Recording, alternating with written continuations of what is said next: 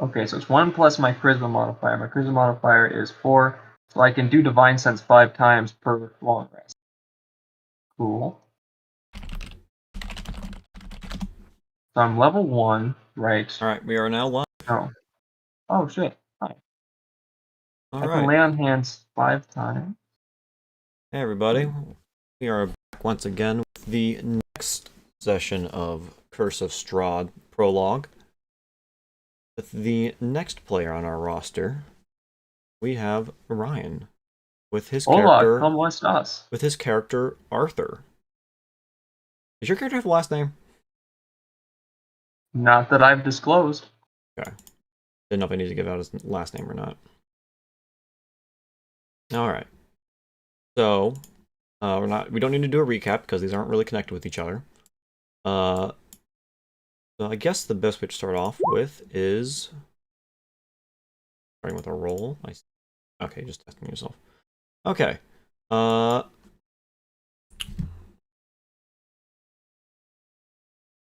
Sorry, needed a quick drink. Okay. So, similar to Ed's character, your character, Arthur, has been on the road, traveling around the world of Faerun. About a week or so ago, you started receiving dreams from a mysterious lady. She started speaking in riddles and such. Very odd.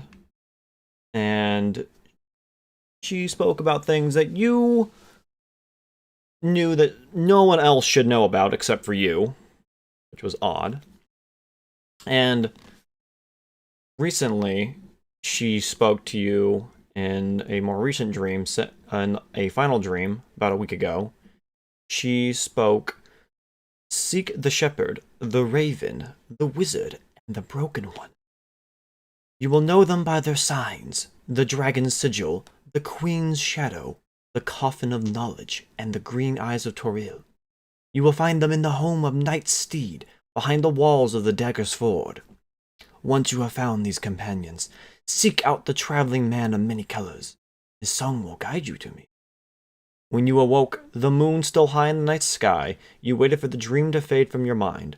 Instead, you felt the vision solidify, clarify, and felt the weight in your lap. When you looked down, you saw a single playing card resting there. The Avenger. The next morning, you packed your possessions and prepared for the journey. After consulting a map, you decided your destination, the Nightmare Stable, in a town called Daggerford. The road lay before you, and your past lay behind. As the sun rose above your head and you steeled your will, cleared your mind, and let fate guide your step. And after about a week of travel, you found yourself about halfway through the Sayadar. Not good with my favorite pronunciations. I don't really give a way to pronounce these terms. The big desert in the middle of Faerun, where a once great empire once governed. You have been on the road for a good while now with a caravan of colorful characters. I would say, if you are looking at the map, I would say you're about here. About a little ways from the Lion's Eye and after Razalith over here. Is there a map? Do you not see it? I do not see a map. I had you on the wrong page. So, I would say... Now I see pure white. White? Yeah, pure white. You see pure... What do you mean pure white? Oh, hold on. How's that? Oh, hold on, I refreshed it. Well, there we go. Okay. There be land. What if I do this? Do you still see it? Yes. Okay. Kind of So... blurry, but it'll be fine. You're about here. So... Okay. You're about halfway between the Lion's Oasis and the Razalith. You've been traveling through the Sayadar for a good while now with this caravan. You were hired on as hired protection. One of an additional individual was also hired on shortly after you as well. And you've been helping protect this caravan as they've traveled through this desert for about a half of a week now. Your end goal is to head to Evereska, the hidden valley where an elvish enclave is known to reside. one of your companions traveling with you is an elf from that valley who is guiding this caravan to said valley to do trade and other such business. And on the next, after a few days of rough travel, you guys have decided to take a moment to relax near the Land's Eye Oasis and enjoy a nice camp together. Question. Would you say we'd be able to find our way to this valley without her help? To get to the valley, to find the location, Yeah, the Elven Enclave. you can get to the valley, but you won't be able to find the city that you're headed to. That's what I was wondering. So, like, she's really vital. She's protective. Yes. Yeah. Okay. So, Noted. as the group is gathered camping out here on this side of the canyon, you found yourself away from the group, a little distant, hanging out on one of the carts. It's quite chilly tonight. You have a blanket covering yourself due to yourself being away from the fire. The sky overhead is clear as day. You haven't seen this many stars in quite some time.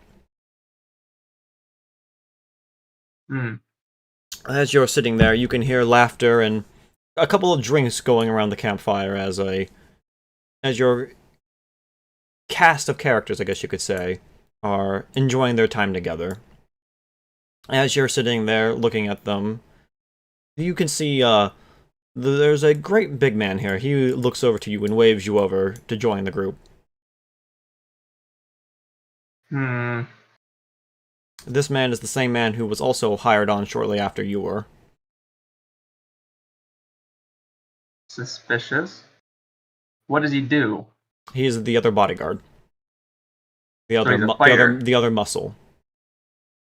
Have I seen him do any fighting or training or? You guys have fought back some scorpions here and there, and there was once a you had a decent sized viper attack the group, but nothing too crazy. He seemed formally trained. Yeah, he seems pretty well taken care of.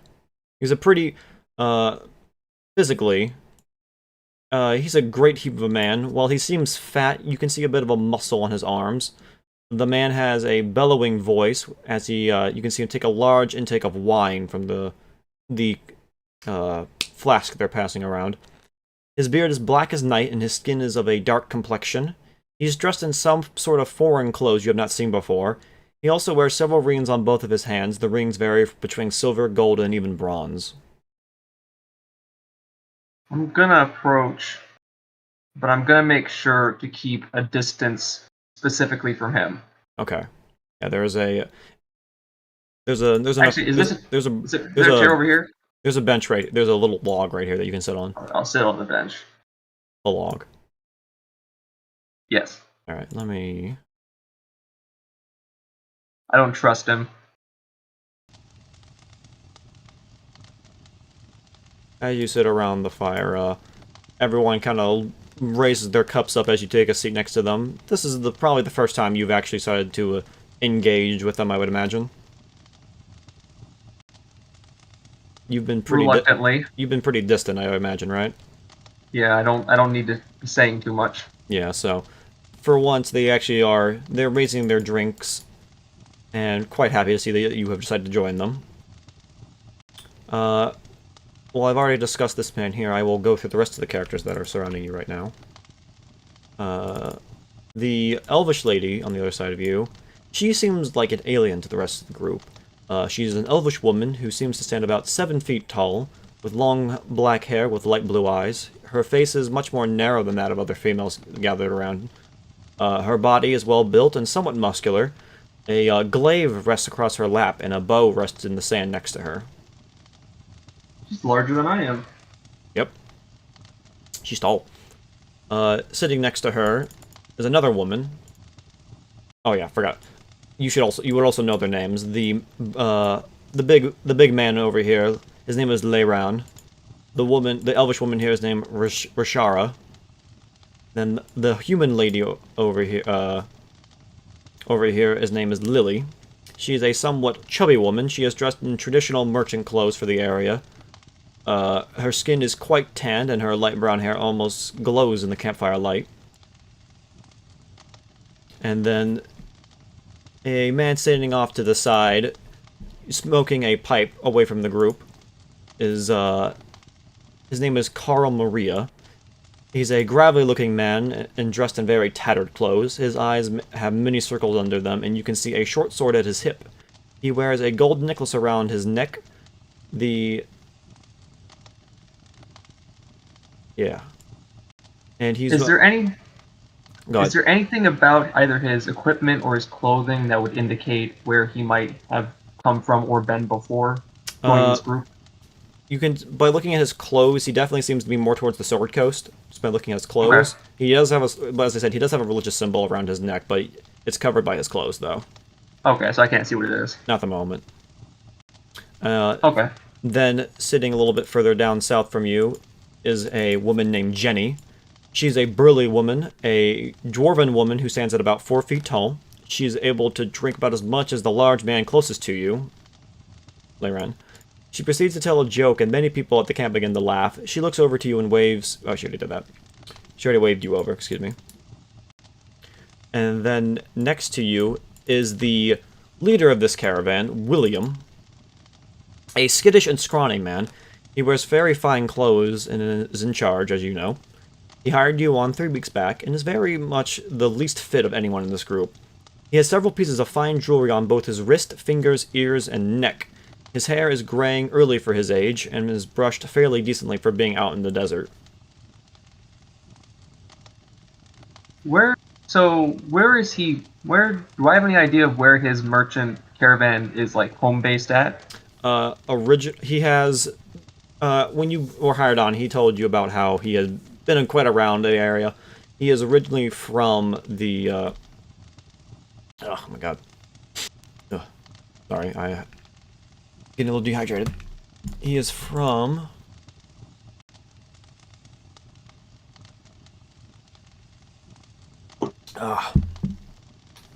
He's from the Sword Coast, excuse me. He's originally from Baldur's Gate. So he's also from the west? Yes. Okay. Most of these people here most of these people have already told their stories. Jenny here is from Neverwinter, a little bit more on the west coast as well. Mm. Lily, the merchant, she is from Cormyr. The elf, as you know, is from Evereska, where you're heading to. The only 2 people who have not disclosed their location is Leyran here, the other muscle, and then Carl Maria over here. Has the merchant from Cormyr even shown any inklings of recognition of me that I could see? No, she had told you, when you hired on, this is what allowed you to stay with this group, is that she doesn't live in Cormyr often. She travels around, but she doesn't really stay around for long. She moves out of the country a lot. She's from Cormyr, but she doesn't stay there often. As I've been traveling with this group, have I seen anything from anyone other than the elf? I'm assuming all of her actions are unusual or strange to me. Has any of the group done anything suspicious or bizarre? For the most part, it's been pretty easy. Nothing too suspicious. Everyone seems to be getting along. No one really distrusts each other. Well, I distrust them. Yeah, I mean, there's you, of course, but... after a while of smoking his pipe, Carl Maria extinguishes the pipe and then returns to the group and sits down.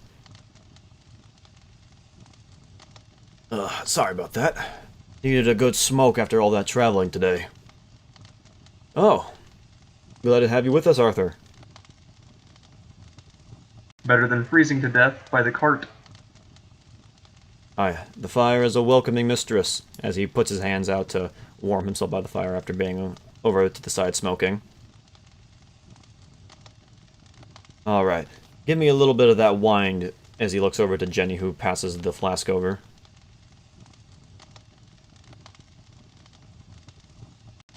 William, next to you, Arthur, you can see him pull out some papers, and he pulls out some reading glasses, some spectacles, excuse me, and starts going over the papers as everyone is talking amongst themselves. Do you wish to talk to William, or would you want to engage in the group conversation? First, I want to see if I can see what those papers are. Give me a... What's your passive perception?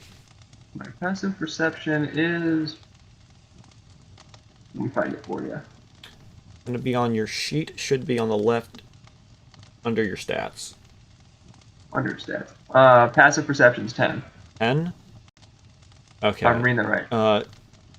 Even with your dark vision, you're not able to see exactly what's on the sheet from where you are. If you want to look closer, you can give me a perception roll. I'll give you a perception roll.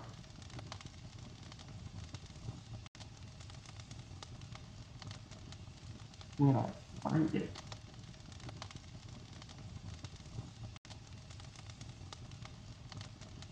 This is a new sheet for me. Gotta figure out my way around it. Your There it skills will be on... There you are. Alright, 14. Scooting a little close without getting noticed too much. You're able to peer over William's shoulder, and you can see that the paper is going over a list of deals that he has conducted recently, and future ones as well. What kinds of things has he been trading? You can see that there is silks, some wine. He's gotten some elvish weaponry as well. Checks out for the most part, assuming there's not a code that I'm missing. Now, nothing you can see that looks out of the ordinary too much, but you do see that there is on the list, you do see a selection of items from Cormier that he has collected. And one of them is some silverware.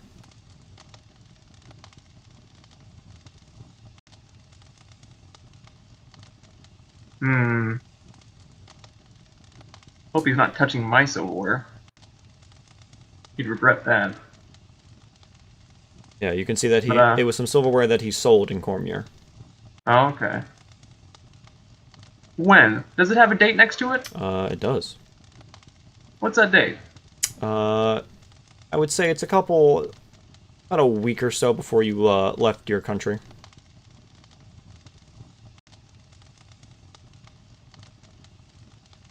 So, before the assassination that may or may not have wrecked that country occurred. Yeah, a little bit. Mental note. Okay. For later.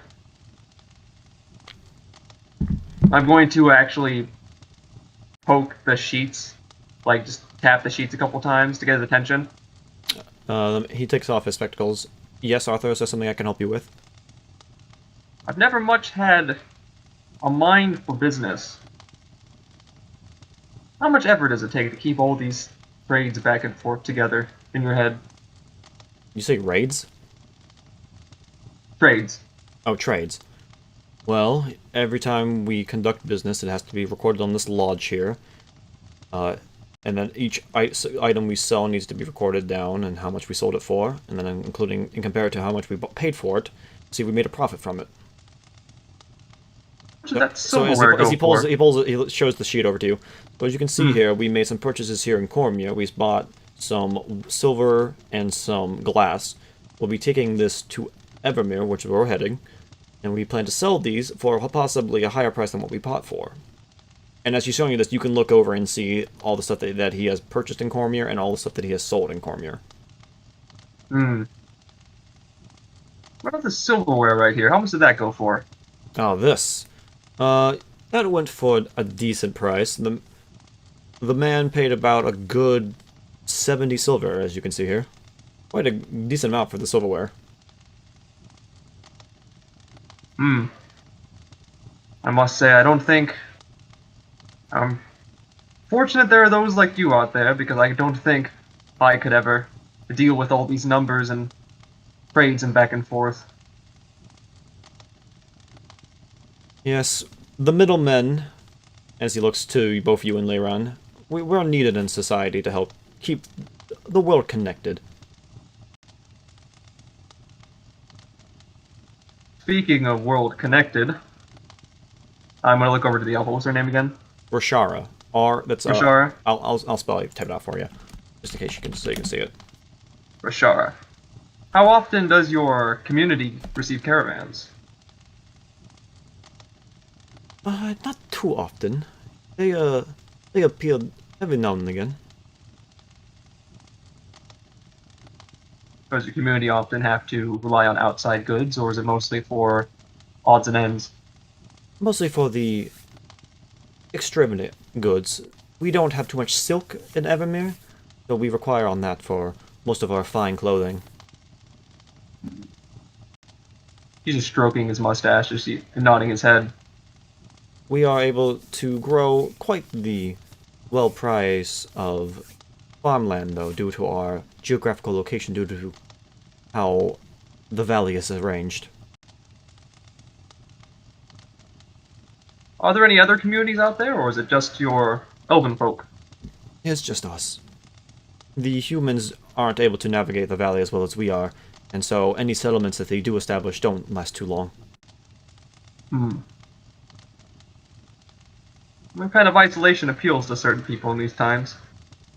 And as you say that, Liron, the guy about next to you, he lets out a big bellowing laugh.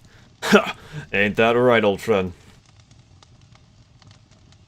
As he kind of like moves over a little, kind of like check your shoulder. I We awkwardly get my shoulder checked and don't, and just like I give him the most like forced of smiles he in takes a existence. he takes a big he doesn't even pay attention to your reaction. He just takes a big gulp of wine.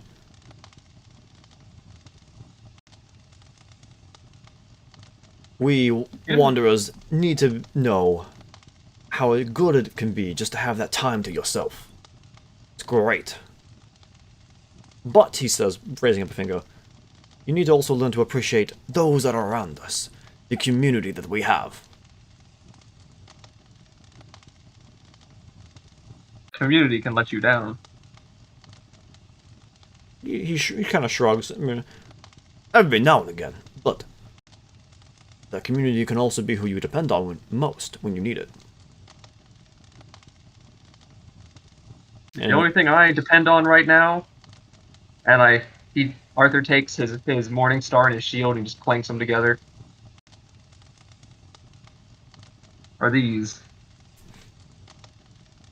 eh, perhaps one day we should duel. See which one of us comes out on top.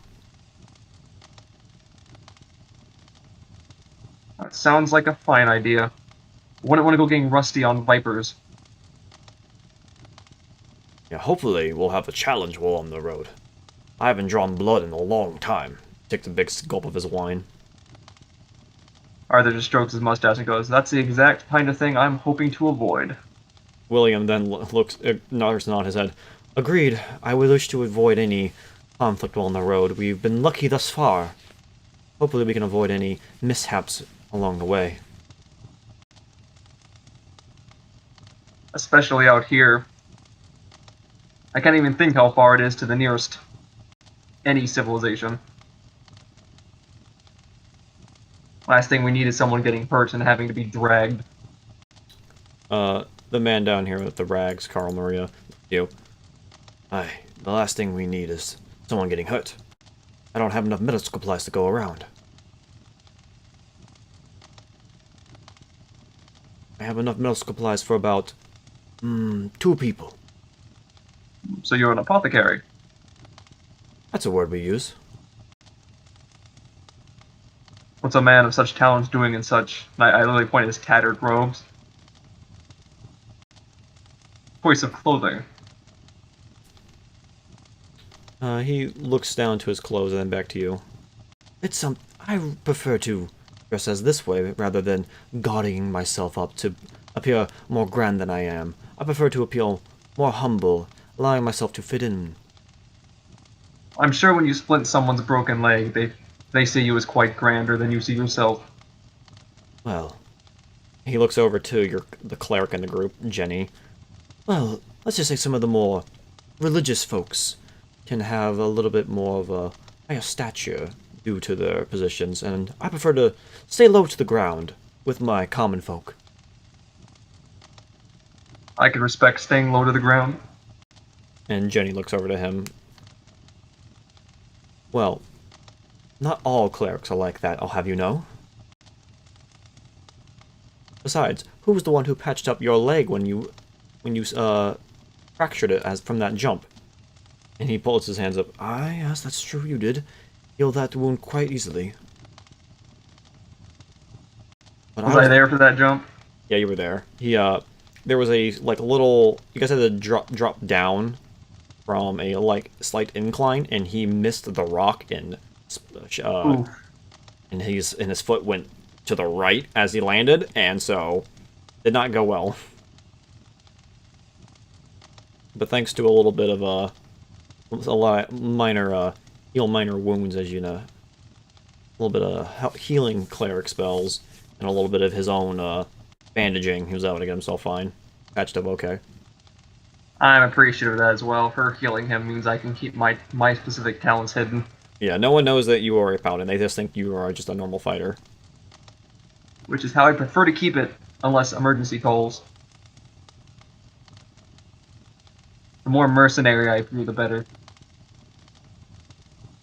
After a certain amount of time, you guys can hear a coyote howl in the night. And Leiren looks to the group. Well, sounds like it's getting a little late.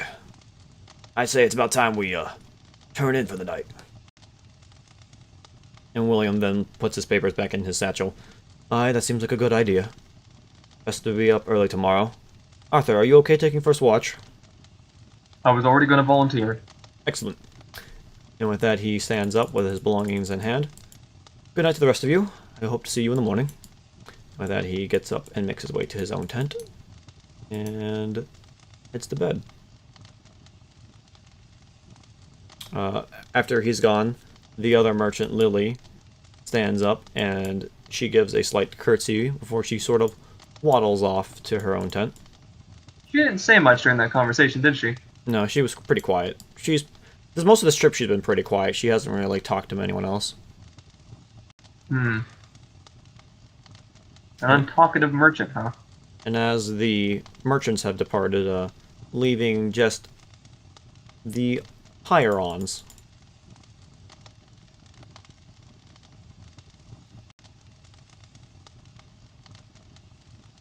Carl Maria begins to pull out his pipe one more time. Well, guess I could go for one more smoke before I turn in for the night. Would anyone care to partake? And Leiren on the other side raises his hand. I haven't had a good smoke in a while. I'll take a puff of that. And after Carl's been done setting up his tobacco, he hands it over to Leiren and he takes a big old puff, and as he blows out, he actually is able to make those, like a ring of smoke, and mix one big ring, a smaller ring, and then a very smaller ring after that, all in a row. Still got it.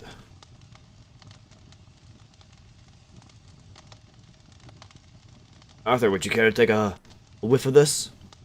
I'll reach my hand out for the pipe. Hands it over to you. Before I actually smoke it, I want to smell to see if I smell anything strange. Alright, give me a perception roll.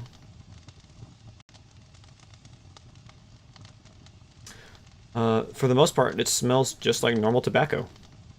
Okay, then I'll take a puff of it. And I'm gonna try to beat Does Arthur smoke much, or is he, he's an avid smoker, but he's not had access to much tobacco since, he hit the road. Okay.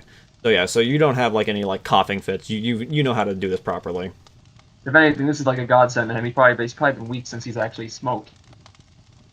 Which probably hasn't been good for his nerves. Yeah, just having that little bit of tobacco really helps calm the nerves out. But he's gonna try to beat the other guy's smoke trick. Okay. I'm not gonna need a roll for that, so just go ahead and describe what you try to do.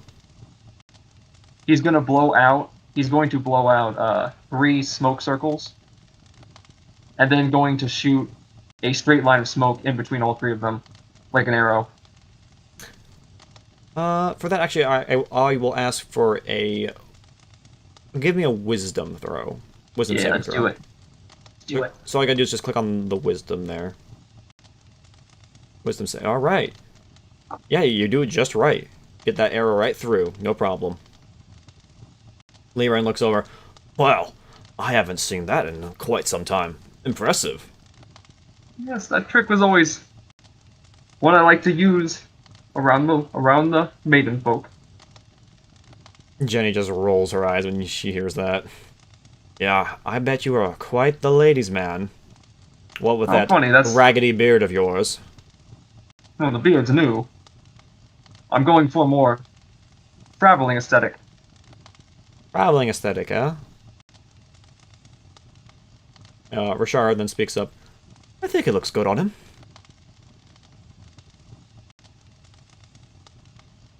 Well, I'm glad to hear that because whenever I look in a pond, I think I look like a vagabond. Where I come from, facial hair is not too common among my kind, so I think it looks good for what you're doing. I'm just glad I've kept my mustache together. There's no gels out here. Jenny just rolls her eyes once more. Alright, I think I've had enough. You guys have a great night. I'll see you in the morning. And with that, she gets up and heads over to her tent.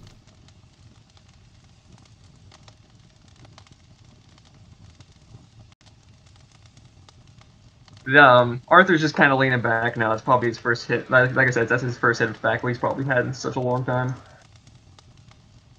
He's just enjoying the moment because he's probably gonna have to go right back to withdrawal Oh yeah. in no time. Yeah, if you want, Carl lets you smoke as much as you want. Go ahead. I got plenty of where that comes from. Help yourself. No, that's too kind. And and honestly, Arthur doesn't trust other people's supplies. That bit of tobacco was fine, but what if the next one isn't? That's true. It'd be too tedious to check every single pipe.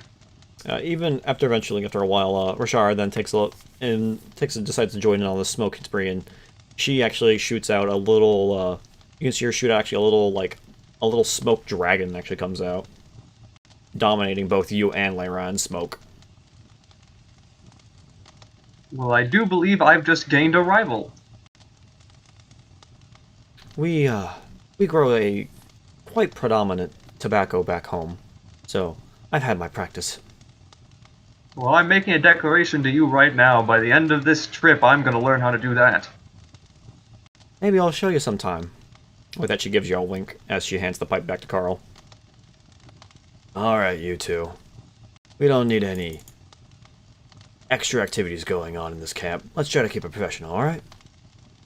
And Rosara just looks over at him. Oh, whatever could you mean? I don't think he likes smoke drinks. Yeah. Alright. And he decides to snuff out his pipe, put it in his pocket, and then get up. Alright. I think I've had enough for the night. I'll see you in our tent soon, Arthur and Leiran. Try not to wake me up as you go to bed.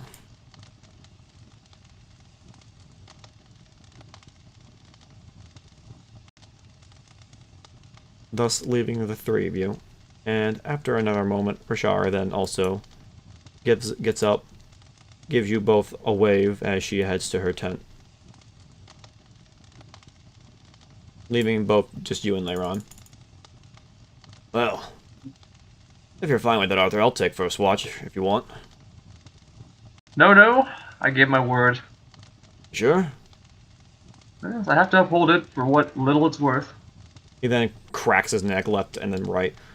Alright. I'll take it up. You have a good night.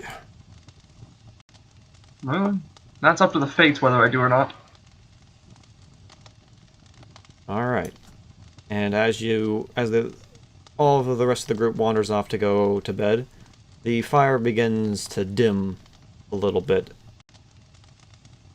Do you wish to add some more fire to some more fuel to the fire, or do you want to just let it go out after a minute?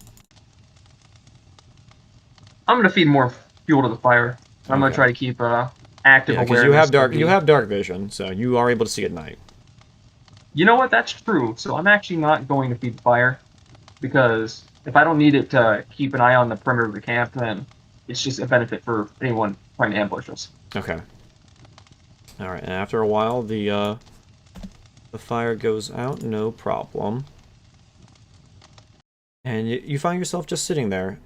You can hear The wind brush across the sand. You can hear a little bit of sand hit the stone of the old campfire, and you even can see a little lizard crawling about the logs over there on the. For the most part, the night goes on fairly uneventfully. It seems calm, and nothing really seems to bother you. Is there anything you're thinking about? Mostly how I managed to end up in the middle of the squalid desert Is there anything you do in doing particular this. as you're waiting around, watching? He's mostly just sitting there, just listening to the ambience of his surroundings. You know, the sounds of nature, looking up at the stars and such. Okay. After about He's 6 hours, I need a wisdom save again. wisdom save, got you. And there it is, wisdom. Oof. Oh god. As you're sitting there, the power of sleep seems to start overcoming you. You're starting to feel very tired. Since you've mostly been sleeping with half an eye open these past couple days, the lack of sleep is starting to catch up with you. And you can feel yourself starting to fall asleep on your post. Mm. You want to try to fight it, or are you just gonna let it I overtake will you? try to. I'm gonna have to try to fight it. Okay. Arthur has gave his word that he'd man this first watch, and he's failed his word too many times to let something little like this slip by. All right. Well, how do you want to try to stay awake? He's actually going to take his Morning Star, Mm-hmm. and he's going to take the handle of it Mm-hmm. and slam it into his knee. Ouch. Just basically give himself a Charlie horse. Ouch. Fuck. Okay. I'm not even Kind gonna of ask like what for. doctors do with that hammer test. Yeah, I'm not even gonna ask for a roll. Fuck. Okay. Yeah, hitting your knee, it jolts you awake, and using that Charlie horse, you're able to stay awake for another hour. And then as that Charlie horse is starting to wear off, Leyren appears from the tent and looks you over. Look like you're about to fall asleep there. Doing all right? Well, as long as no one's dead, I think I'm doing a quite proper job. That you are. My throat wasn't slit in my sleep, so I say you're doing all right. All right, go ahead and get some rest. I'll take over from here. I would refuse, but I might fall asleep mid rebuttal. And with that, he pulls out his flask of wine as he But takes your seat. which way is it to my tent? You three guys share this one tent here. I'm actually going to take a circuitous route back to the tent Okay. and just try to peek through the blinds of all the tents as I walk by. Okay. Uh, yeah. Are you just gonna say to Leiron that you're doing like one last patrol before you go to bed? Yeah, I'm doing a wellness check. Yeah. You can see Jenny's fast asleep in her tent. You can see quite a bit of decorations from her god. Do I recognize the god or? You do. It is Helm. I'm not familiar with that god meta-wise. Helm is a lawful neutral god. He is all about mostly just protecting the people, just in general. Okay. He's a pretty chill god. A lot of lawful good people worship him. A lot of lawful neutral. Hmm. He's not someone an evil person would follow. No, no, not really. Yeah, he is. His domains are life, light, and twilight, and he's known for his watchfulness. Hmm. I believe this was the Yeah, guards and paladins worship him, and he's usually seen as a cold and focused deity. hmm.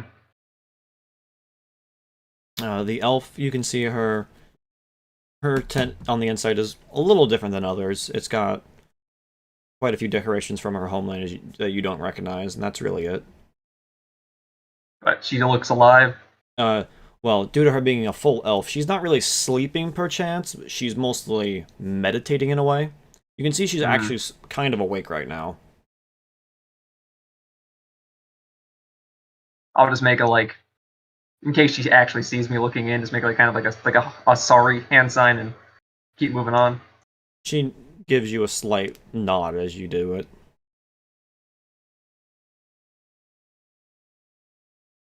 I think the Lily, you can see her fast asleep in her tent. A couple of decorations okay. from Cormier, you can see a bit of purple in her tent.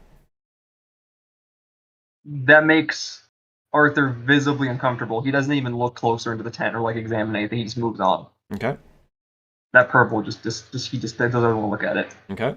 And then with William's tent, you can see quite a few decorations from the Sword Coast. There's a, you can see he's got heraldry symbols from all of the major cities of the Sword Coast: Neverwinter, Baldur's Gate, excuse me, Waterdeep, and also he's also got a heraldry for Daggerford. And Arthur's gonna release a quiet like whistle like wow. Yeah, this guy's been all over the place. The exact kind of person I want getting me out of Dodge. So yeah, you can either go to you can either rest in your tent or you can rest on the wagon you were resting on earlier. You'd rather be outside. What's the temperature like outside? It's about 32 degrees. Okay. I'm actually what I'm going. Are these like two-sided tents? Yeah. I'm actually going to enter the tent through the front and try to sneak out the back of it. All right, give me a sneaking roll. Let's see if Arthur's even capable of that.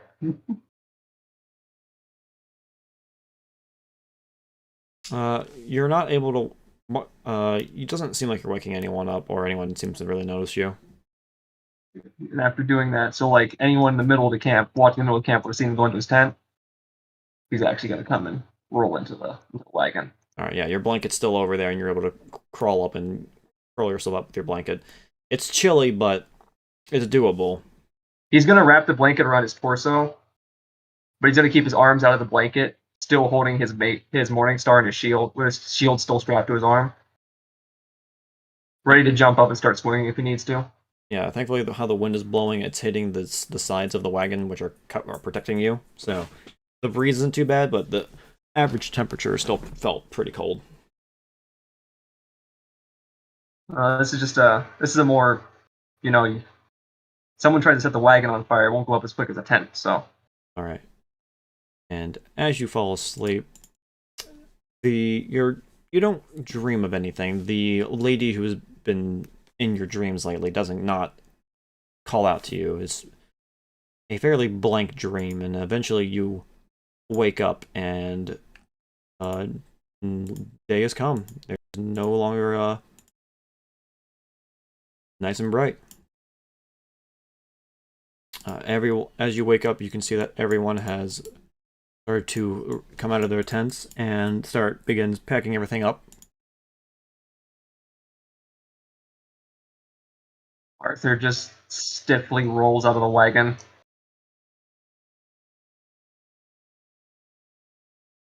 Probably not the best mattress. Oh no, your back is not feeling great, Stiffly walked my way over to the especially if you campfire. slept in armor. He did not sleep in his armor, just had his shield and his Morning Star. Okay, yeah. I didn't feel too comfortable having that on you either. Because he feels as long as he has his shield, right?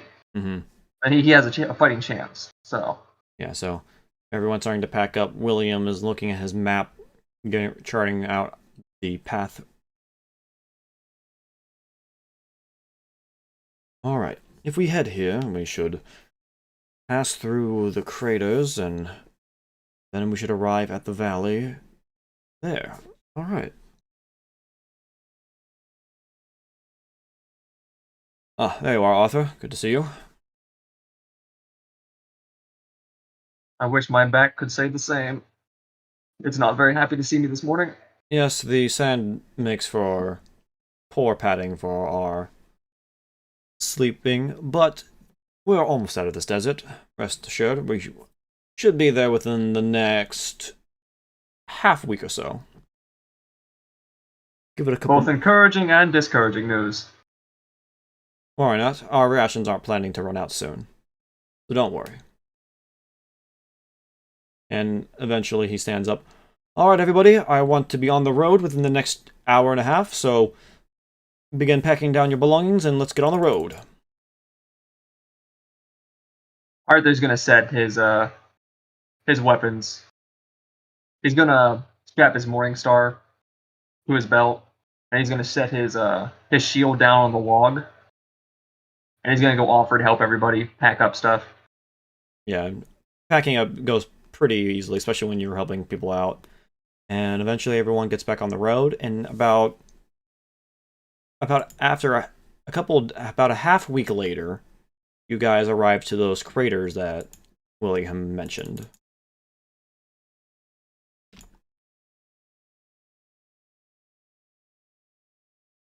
How bad we talking when we say craters?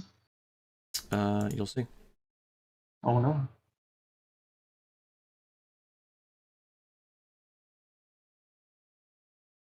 As you begin walking through the desert, you can see craters bigger than any buildings you saw back in your home country. These craters are huge. Some are smaller. So I'm guessing I can't see over. I can't. The smaller ones, like over here, you can see into them, but these bigger ones over here, you cannot. They just go that deep down. Yeah.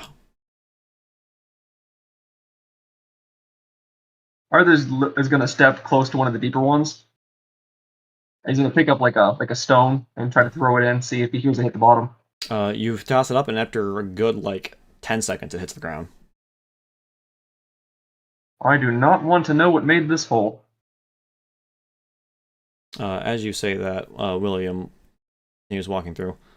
Well, if it is to be believed, the old empire that ruled this land had many great magical structures that floated through the sky. At some point, that all came crushing down, and you can see what happened to them here. I'm guessing anything valuable has already been picked clean. Mostly has. Though some believe that they can still find some treasures buried deep within the sands here, but that's not what we're here for. We're here for treasure that we can find up close without having to dig through the dirt. I agree. I'm only here for what you pay me to be here for. That's the attitude I like to hear. Alright, well, Leiron, Arthur, if you don't mind scouting ahead and letting us know what's going on before we move on, that would be appreciated. I don't want us falling into any of these craters as we move through. I don't necessarily trust the ground here either, so it'll be good to make sure we can actually find a solid path. Alright. Yeah, Leiron starts stretching a little bit, grabs his spear and shield. Alright, I'll take the right, you take the left. Sounds reasonable enough. Alright. And he heads over to the right and starts walking along the rim of these craters.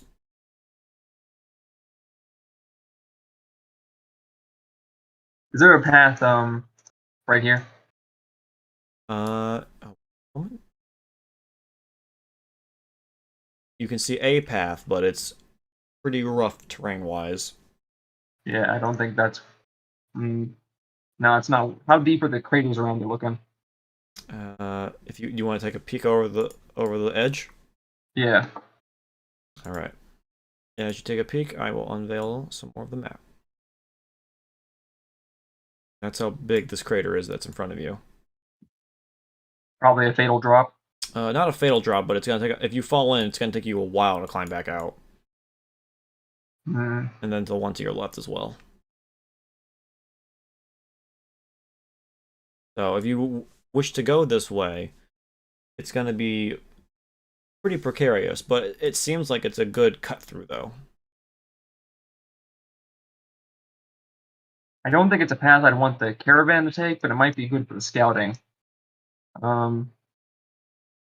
Yeah, I'm going to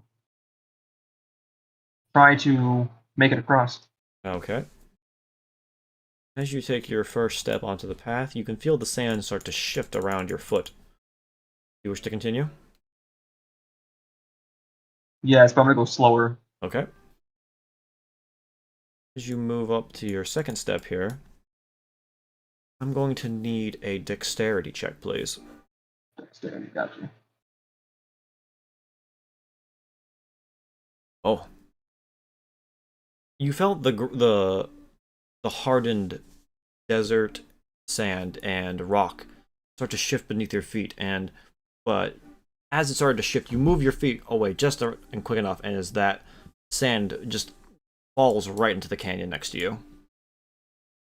Arthur looks straight at him and just goes, "Bloody hell, Arthur! When did we become a daredevil? I hate this desert."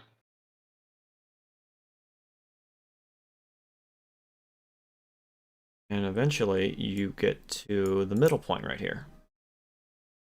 So this area right here, this area right, these 4 squares here, this is a safe spot right here between the 2 areas. Okay. To continue, you need to go this way. Since you're on a bit of an incline, so I can unveil the map over here. Oop, that is hiding the map. Not. There you are. You can see an open area right after this. Does it look like it to be treacherous to get to? What's up? Does getting down there look like it's gonna be treacherous? There's a bit of an you gotta go down this little steep right here. But it does look a little uneven here and there. I will need another dexterity save if you decide to go that way.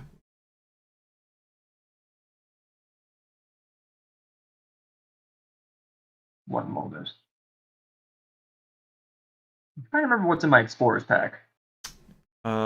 Rope, water, some rations.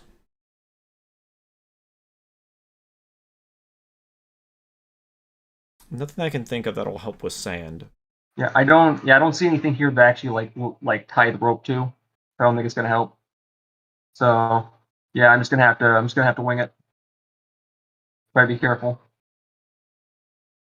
You said that was a dexterity saving throw? Yeah. Alright. Let's see if I can make my way down. Alright. And you feel the sand shift once more, but you're able to hop right over that before it collapses underneath you, and you land on the other flat surface of the sand just fine. Looking around, it seems like this could be a good shortcut if you want to get around all these all these craters. It may seem like a good shortcut, but that's just because I got lucky. Certainly would not recommend the caravan follow. Scouting out Your of it. passive perception is 10, right? Yes. Right. Are you actively looking around this area, or are you just... Yes, I'm scouting. I'm taking the mission seriously, so Alright, give me a perception roll, please. okay.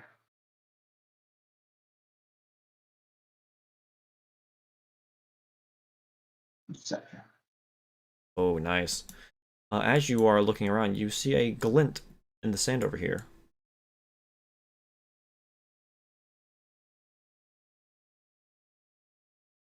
Nothing else around, just a glint in the sand. Yeah, something's glittering over there in the sand.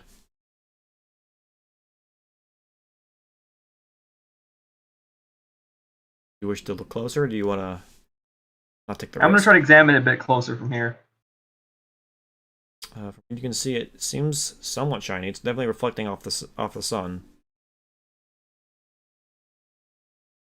Looks almost like glass.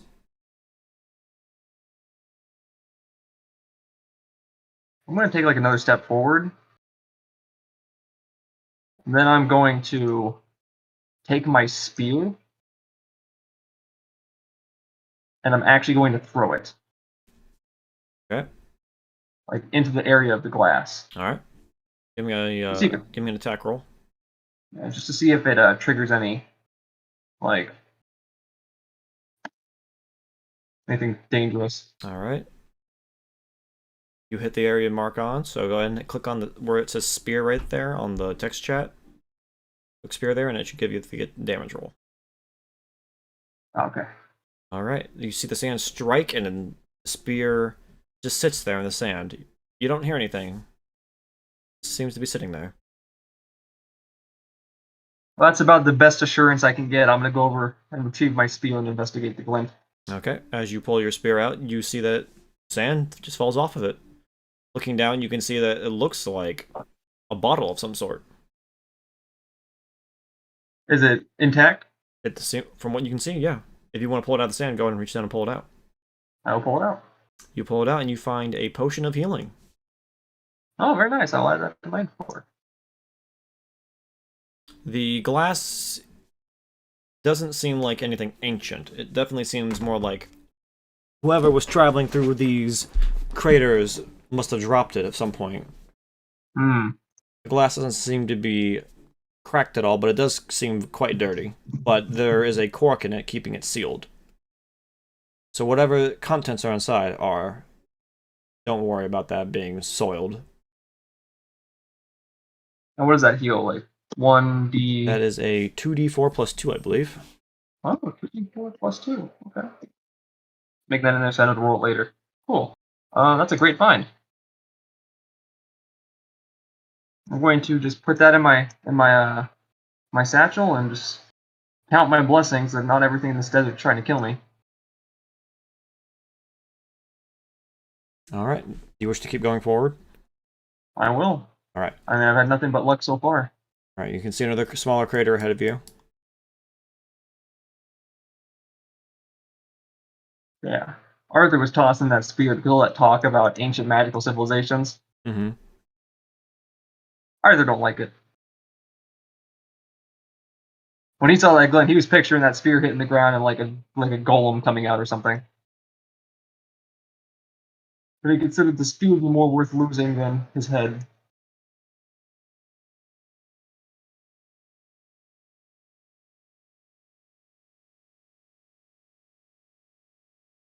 Did I say anything further ahead of me? Yeah. You can see after where you are, it seems like the desert just... There's no more craters after this. It seems like straight desert ahead. I'm gonna try to loop back around and see if I can't meet up with the right side scouting party.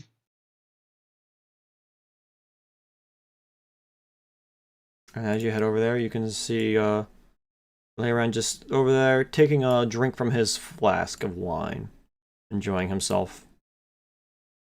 Ah, there you are. Wondering when you get around here. Where'd you go? I was off being paranoid, apparently. I threw a spear at a bottle. Oh, did you kill it? Not. I'm gonna pull out the potion of healing and just shake it. Not dead enough. Well, that'll help you in a pinch. Hold on to that. What do you say? He said, that'll help you in a pinch. Hold on to that. I intend to. Me? This is my potion of healing as he takes another swig. Please, the main reason I'm holding on to this is for the next time you get bit in the thigh by a viper.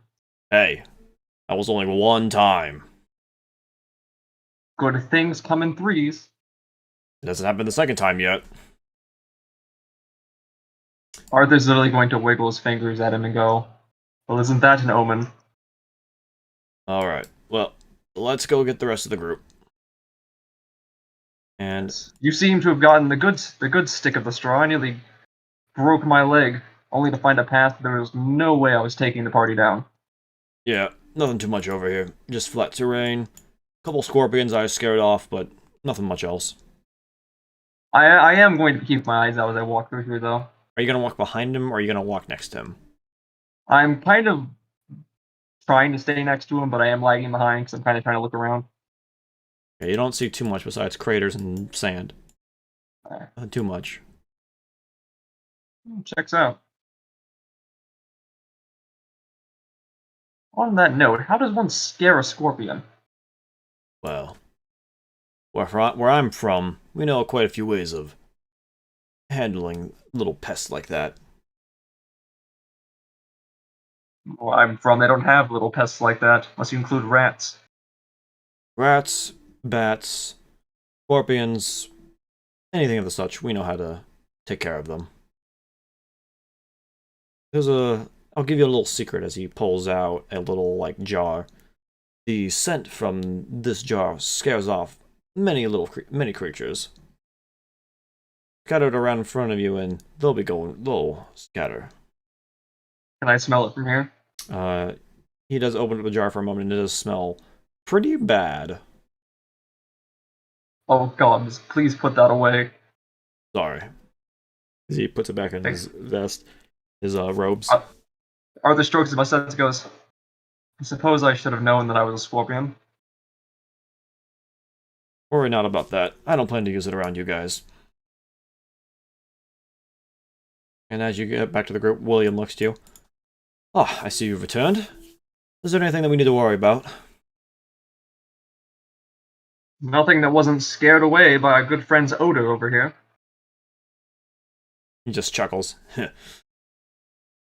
Well, that's good to know. Guess we'll be on our way then. Let's push on. And after these craters, the land flattens out again for a good while, and the rest of the trip goes pretty well. You guys eventually end up getting near the border of the desert. You go past the Lion's Eye Oasis, and end up right here at the border between the desert and Evereska. All you gotta do now is just get through a small canyon that is in the way.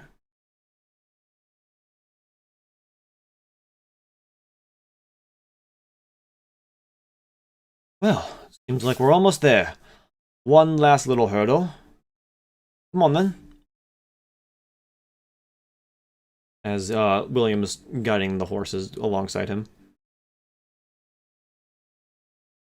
I'm gonna keep my eyes on the tops of this canyon looking thing. Mm-hmm. I'm assuming it's a canyon just Yeah, by how yeah. it looks. There's a canyon here that opens up on two sides here. I'm just gonna keep my eyes on the ledges at the top of the canyon, if that's even visible. The ledges up top, you can see just a glimpse of them, but you can't see what's on top of them. So someone happy leaning over for me to see them. Yeah. Okay. Well, that's what I'm keeping an eye out for, because for a group like ours, this is a pretty dangerous thing to walk through. As Leiron's walking forward, Arthur, you think you should go ahead? Maybe you'll find a potion up ahead. I wouldn't want to steal all the gifts along the way. Who knows? Maybe there's a bottle of wine in that bush. Leiron raises a good point. Arthur, Leiron, Jenny, and Rashar, why don't you all go ahead and scout out this canyon? We are near the end of our trip, but can't take any risk just in case. Carl, you stay back here with me and Lily. Make sure nothing gets us from behind. And he just gives a slight nod. So who's all going forward with me? You, Leiron, Jenny, and Rashara. Okay.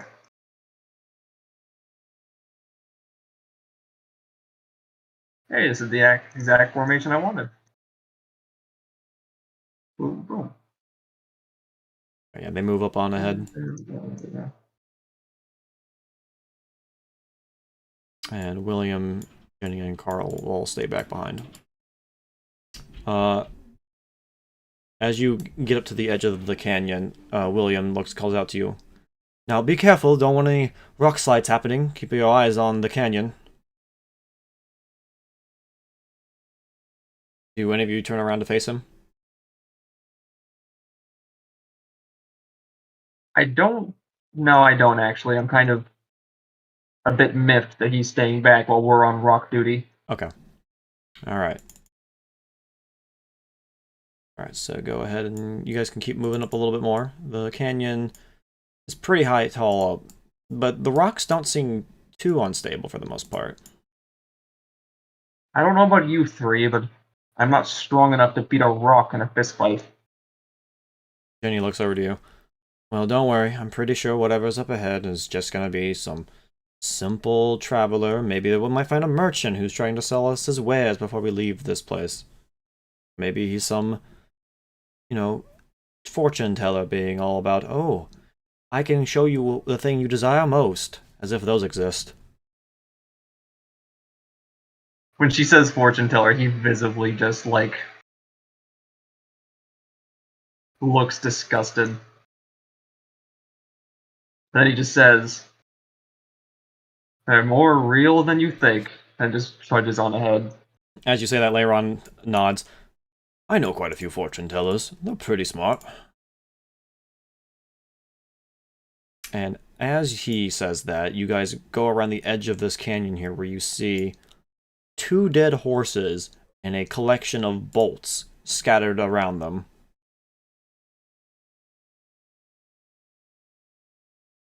Oh, well. Let's hope the merchants weren't selling horses.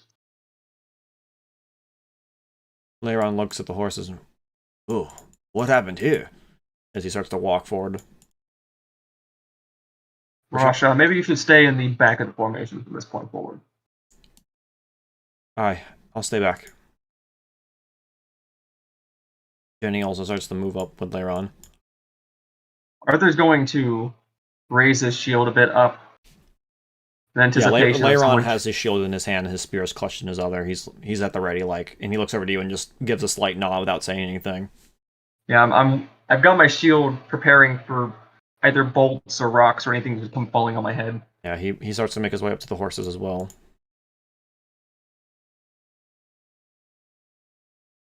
As you look at the horses, you can see blood from the horses being pelted, and you can see a little bit of blood scattering the ground, but you don't see any bodies. It's just horses. How many bolts are in these horses? Each horse has about 8 bolts each. Arthur's gonna point to that and be like, "This was excessive." Yeah, whoever was doing this was shooting to kill. They didn't care about what was getting in the way. Now the question is, do we have a group of fast-shooting sharpshooters, or do we have a large group of people with crossbows? Can't tell. He kneels down to look at the blood. No bodies. Strange. Are there any signs of, like, drag marks around the horses? No, none that you can see. Any footprints? Nope.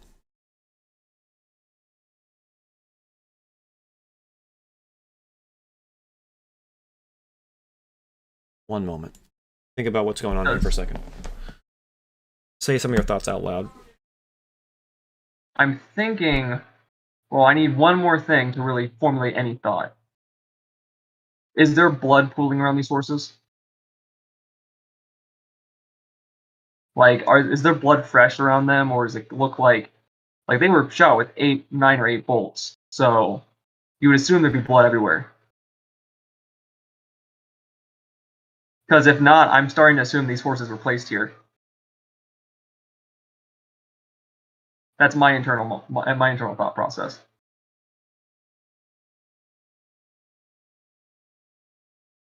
Ooh.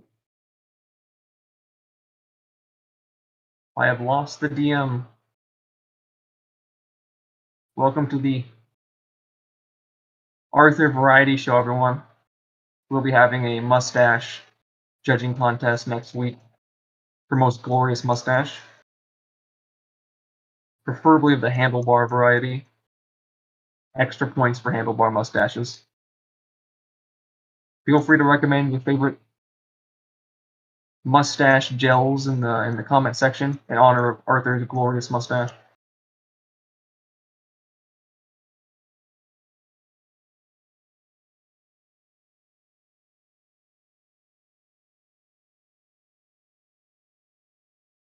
Man, here I am expecting an ambush, and I'm about $5 to have like a giant purple worm burst out of the earth or something. That's got like crossbow bolts attached to its head or something. Alright, I'm back. Sorry about that. Oh. I didn't realize if you told me to do my thought process out loud that you were walking away. Sorry. Yeah, so I was just asking, is there like... So you said there's like 8 or 9 bolts in these horses, right? Yes. So is there an excessive pool of blood around them, or... Yeah, there's quite a bit of a pool. So they definitely look like they were shot at this spot. Yes. Okay, because I was starting to suspect maybe they were placed here. But there's no footprints. There's no drag marks. I'm gonna look at the group and say, is it possible something Grab them from above? What do you mean? Leiron says, leaning, he's getting back up.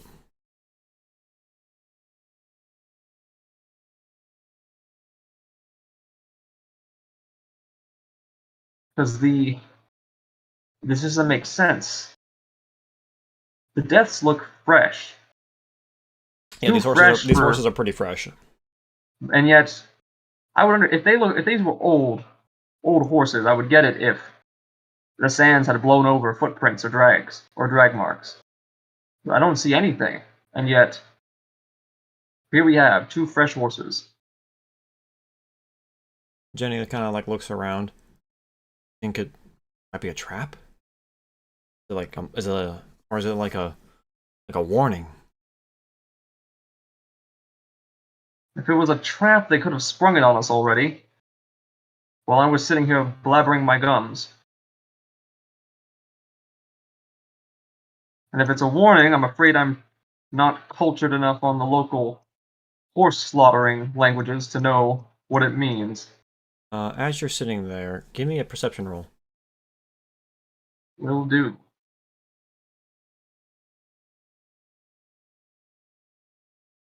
As you're standing there, you can hear some rocks fall back from the way you came.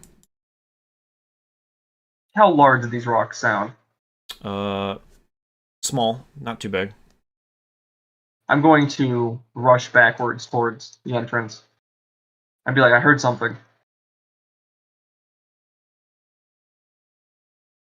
As you come rushing back, you come out to see Lily, the chubby merchant lady that you were traveling with, dead on the ground, a pool of blood scattered around her. William off to the side. There's no blood around him, but he doesn't look too good. He's on the ground, eyes shut.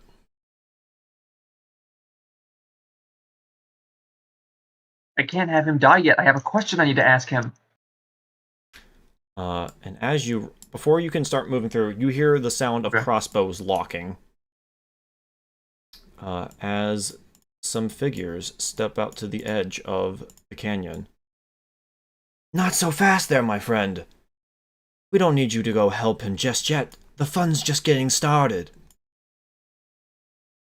As you can see, several men stepping near the edge of the canyon.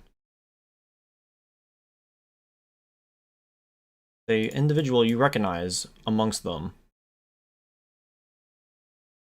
Arthur. Why do you have to go digging around where you don't need to? You can see up above, it's your associate, Maria, alongside what looked like bandits. He says, why am I not surprised? You can see dangling from his neck, you can finally see the holy symbol dangling from his neck. It's the shape of a mask. As if someone would, like, wear over their face. Give me a religious check. Let's do it. Religion Unless check. Are you proficient in religion? Let's find out. Religion? I am not. Okay, give me a religious roll, please. Alright, 17? Yeah. You recognize that symbol as the symbol of the god Mask. The god of deceit.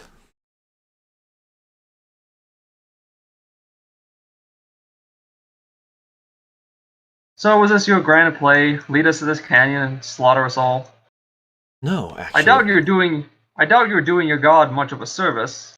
Your deception wasn't very good. My plan was actually to get them into the canyon and actually make through with the deal. However, someone new had to come and join the group. Higher-ons, they said. We need muscle. I wasn't enough to provide for them. So you and Leiron and Jenny here, they just get in the way. I couldn't handle you all on my own.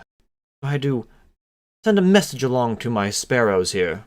And you can hear them snicker. I'm sure there was a deal that could have been struck here. Oh? You wish to make a deal?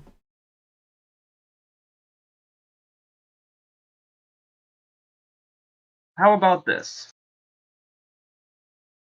I need that merchant at the moment. The reasons are my own. I really don't care. And I feel I should swear it upon my word, my honor. I really do not care about the goods of this caravan. If you want them, they're yours. For that merchant, I need him.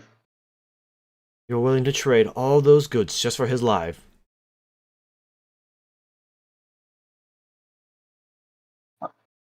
Right now, he means more than the money. And how will the elves react when you show up with nothing to spare?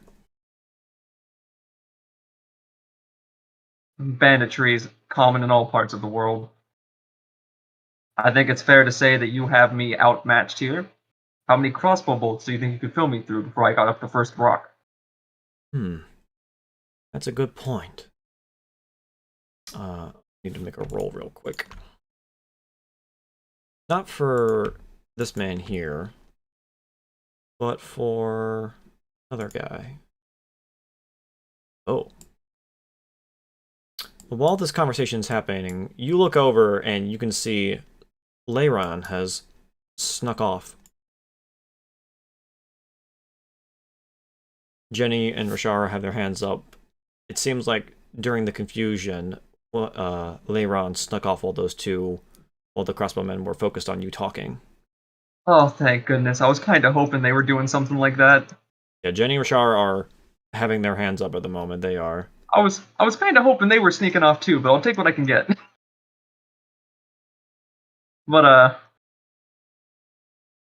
Alright, I need to make another roll from him real quick. You know what, and you wish to keep talking? yeah.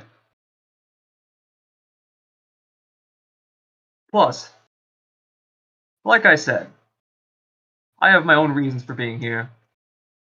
The most I'll give away is I'm not really a mercenary. Something I think you can relate to in what you've been in your capacity recently. The money, the goods, your ambitions, whatever they are, it is entirely possible for us both to get a good deal out of this. As he says that, he hears some rocks behind him and he turns around to see an individual that has climbed up behind him.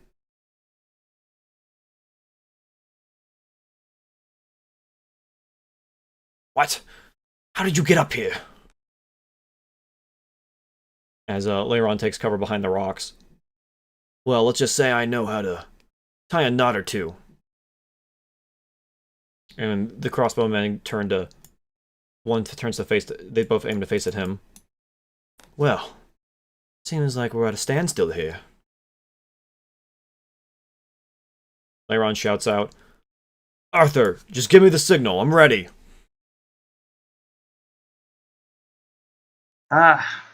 You know, when you travel with strangers, you can't really read their minds, but it's always nice when they do exactly what you want them to.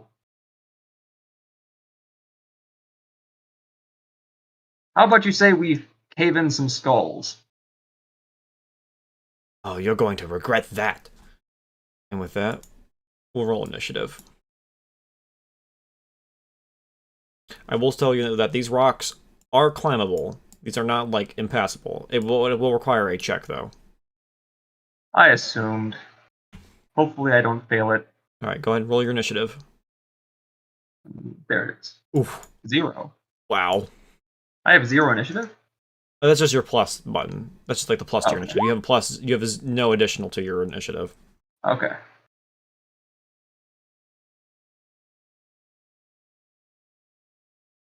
Wow. I'm feeling pretty good. What is your dexterity? My dexterity is... Unless you want to go first, or do you want Leiron to go first? Do you mean my modifier, or... Well, this is just because you and Leiron got 11. This is just to determine who of you will go first. I don't think, because of how low the minions roll, I don't think it actually matters which of us go first. Wow. So I'd be willing to let him go first. Okay. Alright. Rashara, using this advantage, she's going to move over here to the side and looking up at those crossbowmen above. She is going to try to shoot them down with her longbow. But sadly, she misses.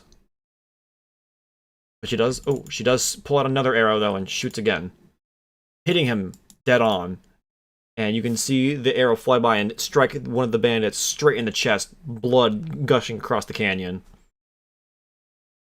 The guy, wow. It looked like a nasty hit. Which one did she shoot? This one right up here. Okay. Jenny, seeing this opportunity, she's going to start trying to climb this rock here. Try to get up there to help out Leiron. Actually, no, she's going to try to climb up here and help out with the one Rashard just shot out. That's what I prefer to do anyway. Alright, let me roll her strength. Oh, wow. Yeah, she actually is able to climb up pretty okay. 15, yeah, she can make up halfway. Alright, Leiron. He's gonna charge right in and just attack the crossbow guys. Just get right in their face. Oh, but sadly he misses when he strikes, though. Your turn. Getting rusty on them scorpions. Just trying to see. So my speed's 30, so that's how many squares? 30. So 30 squares? No, you can move 30 feet. Okay. Oh, okay. I see. I see. Understand. So I can get up to here. Yeah. Well, if you're climbing up, it's half. When you are climbing, your movement is halved. So you can move up to 1, which is 5. Then after that, it's 25 divided by 2. So half of 25, which is about 10 rounded down. So you get up to about 15. Okay, so right here. Yeah. Give me a athletics roll. Yeah, let me roll that before I even move my token. As you try to climb up this canyon. All right. As you put your weapons to the side, you grab onto the rocks, and you're able to climb up a pretty good distance. But you're not too far off the ground just yet. You still got some coverage to go. As I'm climbing up, I literally yell at that turncloak. I'm like, you know, they used to say I should have gone to the theater. Carl just looks down and just snarls at you. We'll see about that. And with that, he pulls out his dagger and he looks over. He comes to peer over the edge. And he's gonna pull. Oh, excuse me, not a dagger. He pulls out a hand crossbow and he's gonna try shooting at you as you're climbing. That's rude. It's dead on. It hits. What's your AC? Oh wow. My AC is 18. 18. Yeah. Okay. It hits. It does 5 damage. Okay, so that's pretty bad. Striking you right in the shoulder. As you're climbing up, you just see a crossbow bolt come flying down and hit you right in the shoulder. You're able to hold on to the rocks, but it hurts like hell. Yeah. Well, at least I'm not dead. That's always a good sign. Alright. Now it's time for the bandits. Bandit 1 misses. Bandit 2 misses. So up top, Leiron having his shield in hand. The 2 bandits put aside their crossbows and pull out their scimitars. One tries to go for his legs, the other one tries to go for his right arm that's holding his spear. But Leiron blocks both easily in one big swing and then puts them back at a stance. Meanwhile, Jenny's trying to climb up to them. One's going to try to shoot her with a crossbow. I believe that's a hit. That is a hit. Ooh, doing 8 damage. And she takes a crossbow right in the chest. And the other one is going to try to shoot at Rashara over there. Sadly, he misses. Now Rashara's turn again. Rashara's going to try to run over and give you some cover fire. She's going to shoot up at Carl. Sadly, the first one misses as Carl takes cover behind the rock, but as he's moving away to hide, the second one comes flying up and strikes him right in the back of the shoulder. You could hear him cry out as he takes cover. A very nice shot. Of course. Let's show him what happens to the traitors. Alright, Jenny is going to finish her climb. And she's going to start trying to fight these guys up here now. Sadly, she misses due to her unsteady breath from climbing up. She's a little exhausted after that. Leiron, by himself, trying to deal with these goons, is going to try to take a swing. But sadly, that's a miss. Sadly, he misses, though, as they reflect it with their scimitar. Arthur, it's your turn. So let me roll that save for you. Keep climbing up. That was athletics, right? Yes. One better than last time. All right. Yeah, you're able to keep pulling yourself up. Despite your injuries, you're able to keep going. You can go 15. You're right below him. I'm also, as I'm climbing, I'm going to yell at Rashida. I've got this turncloak covered. Go help our cleric friend out. Hearing that, she'll nod. Carl then looks back over you. You slimy little fool. You think you can stop me? You are outnumbered, Well, outskilled, and certainly the gods are not on your side. He's gonna swing at you with his short sword. ooh, You said your AC was what? 18? 18. Ooh, it does hit, doing 3 damage. Okay.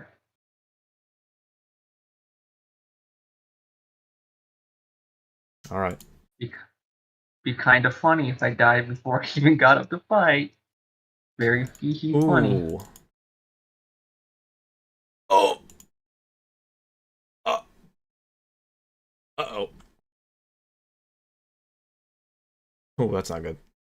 Oh, as Leiron's fighting off the bandits, one goes to swing but throws his sword by accident off the canyon. He nat one. Oh my god. The other one, though, seeing his friend mess up, grabs onto his scimitar with both hands and stabs Leiron right through the side. He got a nat 20. Oh, well, dichotomy of life right there. Ooh, that hurt. Alright. Rashara is going to turn to face the other 2 bandits above, and she's going to try to shoot down the one that she already hit.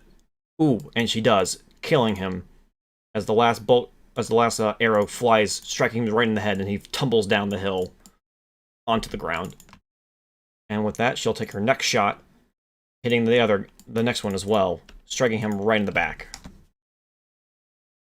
Seizing that opportunity, Jenny's gonna pull out her mace and try to swing at him once more.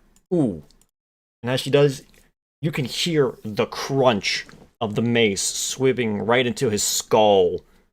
And you can hear, like, the brain matter fly out across the canyon dirt as the guy falls to his death. Alright. Leiron, after taking that pretty bad blow, is going to keep trying to fight. Ooh, good hit. And he's able to, even though he got stabbed, he's able to take this chance to give the guy another stab, doing a decent bit of damage. Alright, Arthur. You want one more athletics check? No, you can pull yourself up. You're really right below him. Okay. Either go right here or here to the right. Here to the right. So that way I can go towards supporting the rest of the party once I've dealt with this man. Yeah, Who Carl really has knocked me up. Yeah, through his rags, you can see, like I said, you can see that holy symbol dangling from his neck. The gods are on my side today. Well, I've never much relied on the gods. But after saying that, he's just going to swing at the guy. Sadly, though, that misses as Ooh. you swing into the rock as he jumps to the side. Hey, just proving my point.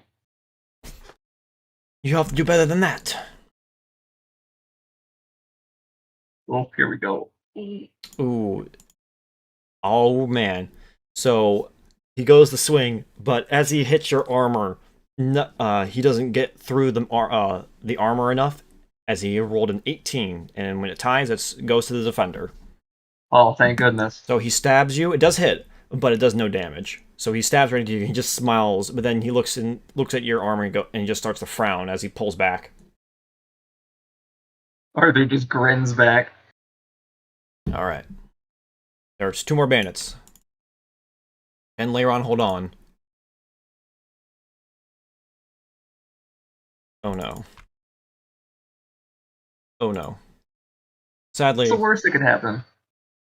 Leiron's able to deflect one attack, but out of nowhere, another one comes up and stabs him through his back leg as he falls down. You can hear him hit the dirt. Oh. The man's bleeding out right now. Rashara is saying that she's going to dash, trying to find the rope that Leiron used to get up there. Smart, smart. Jenny, on the other hand, she's going to take a risk, and she's going to slide back down the way she came.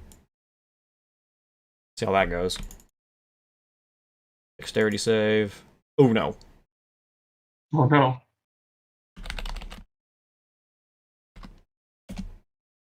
Ooh.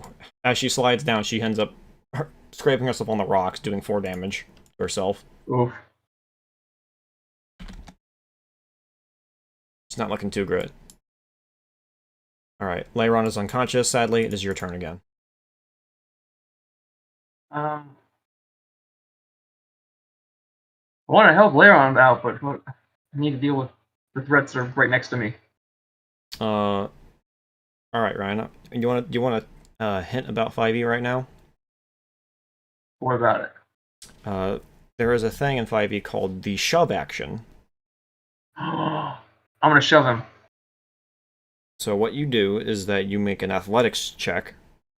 Okay. So you're sacrificing your attack action. Shove. Okay.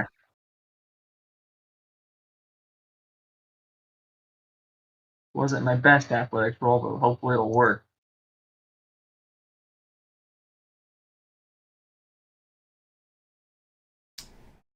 Alright. So you use your attack action, and you can shove a person. Yeah, use your athletics check, and they're contested by either their strength or dexterity. And when you do that, you either knock the target prone or push it 5 feet away from you. Do you wish to knock him prone or push him 5 feet? I'm going to push him 5 feet. Okay. Let me do a dexterity.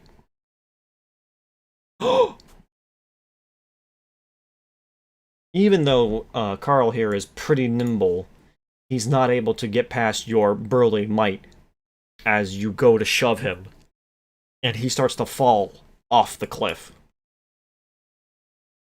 And with that, long live the king. I will roll his damage.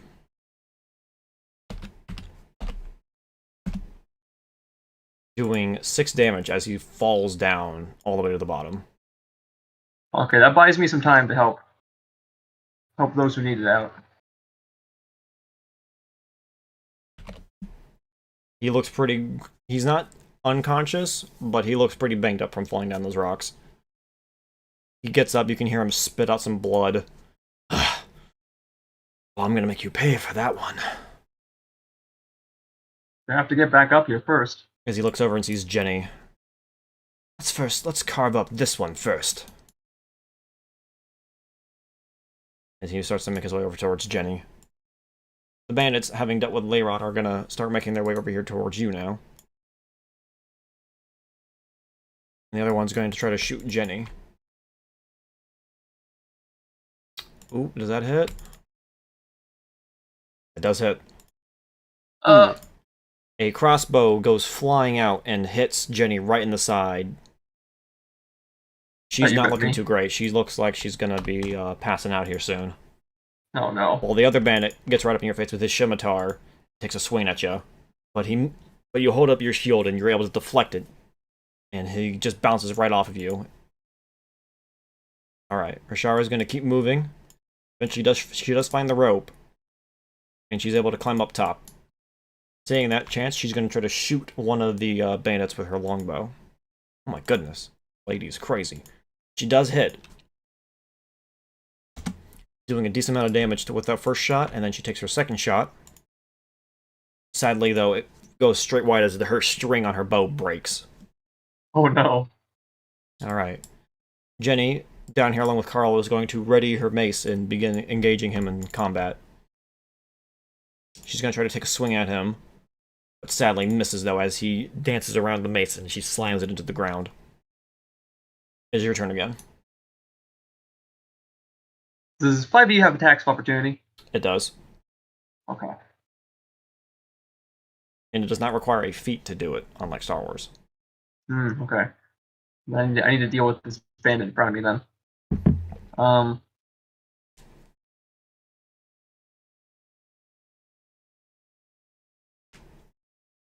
Hmm. I'm going to just try to bash this skull in with my Okay. Morning Star. That is a hit. Go ahead and roll me the damage. Oh!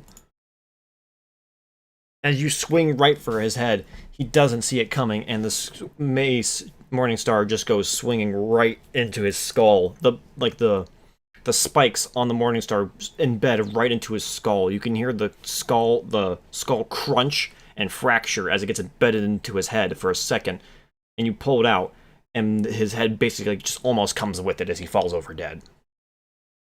Okay. Ooh. Do I still have a movement? You still have movement. Okay. I'm a. Okay, I'm gonna move here. Let's get next to him.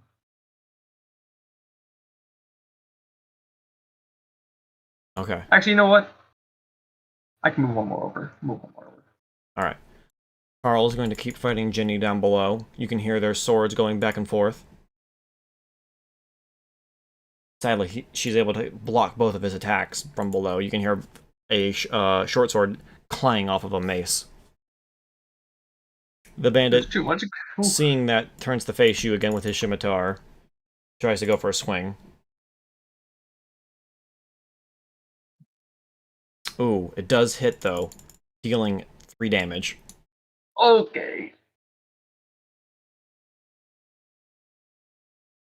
How you feeling, Arthur?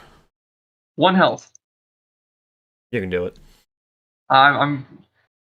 Alright, Rashara, with her bow broken, pulls out a different weapon instead. Pulls out her glaive and just charges right for this guy. Oh, I But love with glaives. both hands. Ooh, and it does hit, stabbing him right through the side. And as she lifts him up into the air, he falls. His body just goes limp, and she just stabs it into the ground, letting the body fall off. The man is now dead. Down below, Jenny continues to engage Carl. She's going to take another swing at him. Ooh, it does hit, and she hits him right in the side, doing a decent amount of damage. Oh, about time one of us hit him. All right. Leiron is currently unconscious. Arthur, what do you want to do? I'm going to use my lay on hands on Leiron, giving him 5 hit points back.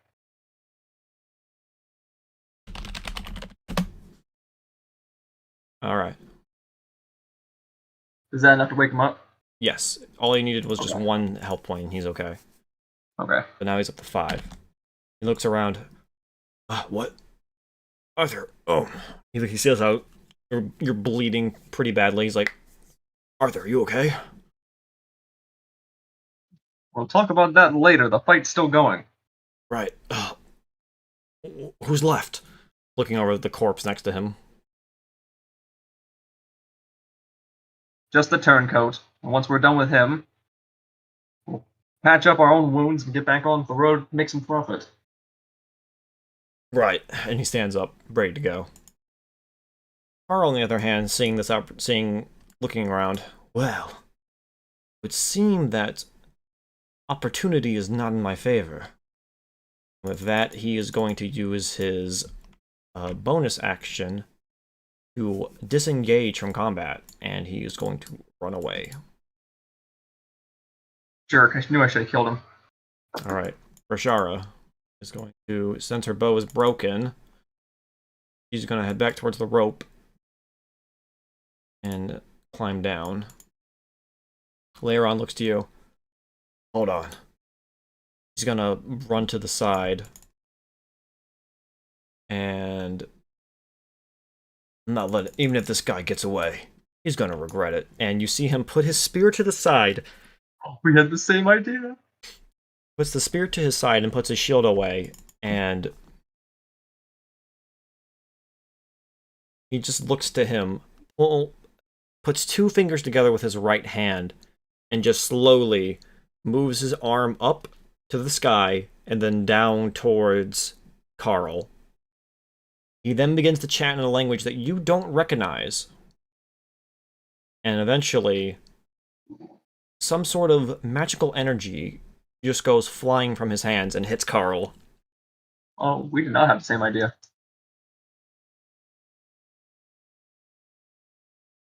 Alright, I need to give him a... Alright, Carl needs to make a wisdom saving throw. Never mind, he failed that. And with that, he is going to be cursed. Oh shit.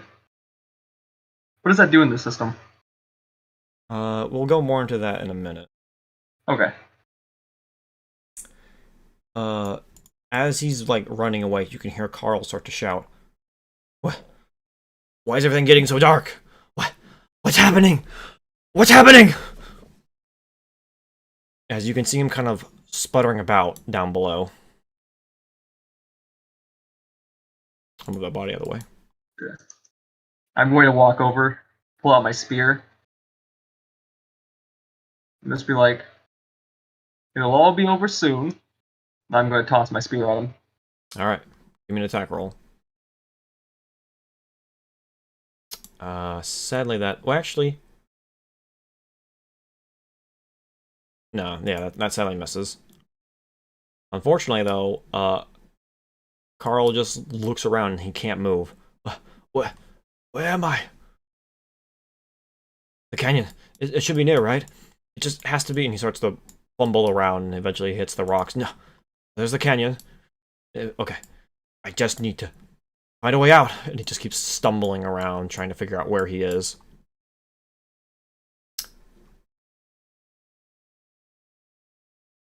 Rashara is going to dash down here and move over to Jenny, make sure she's okay. Jenny's going to cast a spell on herself. She's going to cast Cure Wounds. Patch yourself up a little bit. Leiron looks over to Arthur. Alright. He's been dealt with. Kind of glad I missed. He's not a threat anymore. Don't worry about him. I agree. As he picks up his spear and picks up his shield and puts them on his belt and on his arm. With that, combat is over. You can just see Carl just fumbling around, just trying to figure out where to go. Alright, come on. You should probably drink that potion up. I have different plans for that potion. Alright, then let's go visit our cleric friend. She'll patch you up. And with that, you guys make it down the rope just fine. Leiron takes the rope and ties it back up and puts it in his pocket. Always good to have some rope on hand. Always good to have an archer on hand. Yes. Sorry that my bow broke. I was not expecting that to happen. I think I speak for all of us when I say we got plenty of mileage out of that bow before it broke.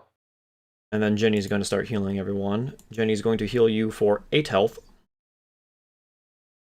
That's good. And then she's going to heal Leiron for 7. Leiron is fully healed now. Well, we should probably go find William. Is he dead? He didn't look entirely dead when I last saw him. I'm going to intentionally avoid bumping into him, just so. Where are you? Arthur, I hear you! You're nearby! He's slashing the air. I'll strike you down! You dog! I'm literally gonna yell from the distance. You're just seeing the world how I see it. Then he's gonna come over to William, and I'm going to take the health potion and give it to him. Yeah. Even though he's unconscious, he drinks the liquid, and he stands up. His eyes open up. Oh, where am I? What? He looks over and sees Lily.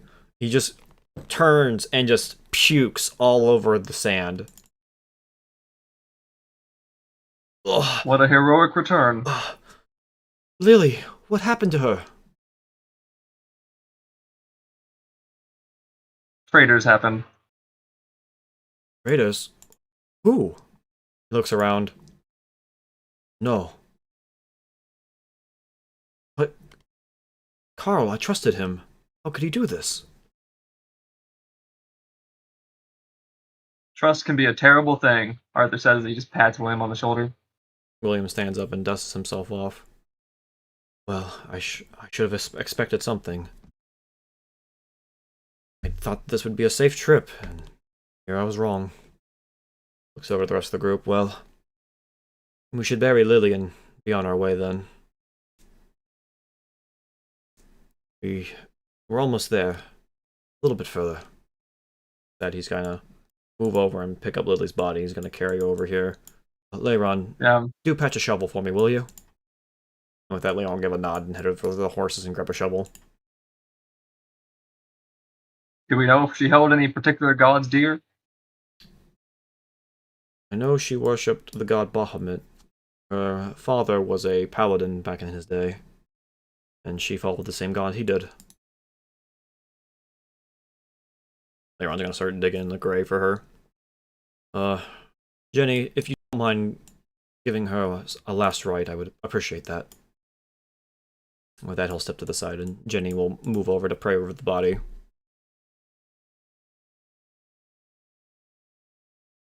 Do you wish to do anything, Arthur? I'm just going to silently say a prayer to Baphomet,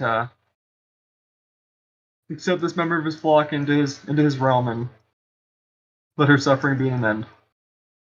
Eventually, Leiron places her corpse into the hole and covers it up with the sand, and the group moves on. With heavy hearts, you guys pass through the desert into Evereska, eventually reaching an outpost near the capital, and Rashara starts to escort the group through the gate. I take it you don't enter the gate? Into the city? Yeah, past the outpost that allows you to enter the city proper. I mean, I have been assured that it's pretty isolated. It might be worth just checking out before heading on. Leiron looks to the group. Well, I'll take my payment now, William, and be on my way. What? You're leaving? We just got here. Aye. You told me to escort you here, and now you're here. But I've been thinking about making my way out west. There's some things out there I've been dying to see. Well, alright. He fetches out his purse and gives Leiron his payment. Here you are.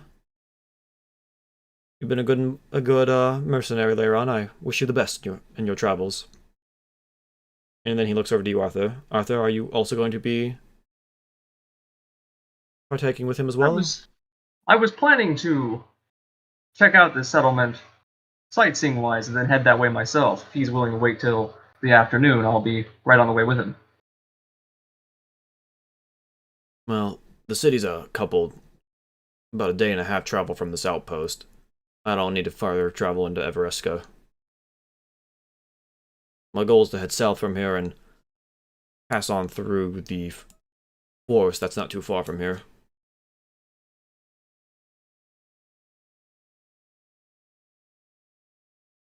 You're just going to make that journey by yourself? If it has to be that way, but I would certainly take any help. Now tug my arm, why don't you? Well, if I remember my name, Arthur, I may be in this area again in years. Wait, hold on. Before you go, here's your payment. I don't know who that woman knew or was related to, but just give that money to any family you can locate. Are you sure? Money attracts attention, and I don't like attention. Alright. Well, great gesture of you, Arthur. I wish you the best. And with that, we'll see. Lily, Evereska, and William pass through the outpost gate and further into Evereska. They do give you guys horses, though, to get through Evereska, though. So it's not just going to be on foot the whole way. Well, that's nice. And with that, Leron will mount his horse. Well, let's be on our way then. I'm going to have to come back here one day. It is quite a beauty. Yeah, the valley is very lush and beautiful. There is what you can see of the farmland is very well taken care of. It looks very nice. Seems almost like a paradise in the middle of the world. That is very nice, but it's more along the lines that I hate breaking my word, and I'm going to show Evereska that I can blow a dragon. Ah, I see. You're still holding that up? Till the day I complete it. Well, we have some travel ahead of us. He pulls out a second pipe and tosses it to you. Let's practice on the way. Seems that's all we'll have to do for a while. And with that, you guys begin to pass through the valley, A-OK, and through the Forgotten Forest. The elves help escort you through the Forgotten Forest as payment for getting Ashara here safely, and gets you out of. Once you get to the border of Evereska, you are then on your own. And going through this little crevice here next to the Grey Meat Mountains, you guys are able to pass by Najara and avoid any conflicts with Yanti or lizard folk while you're there. And eventually you pass into the High Moor. Getting it into the High Moor about right here. And eventually, what was once somewhat plateaus fades into forest, and eventually you are overcome by the woods.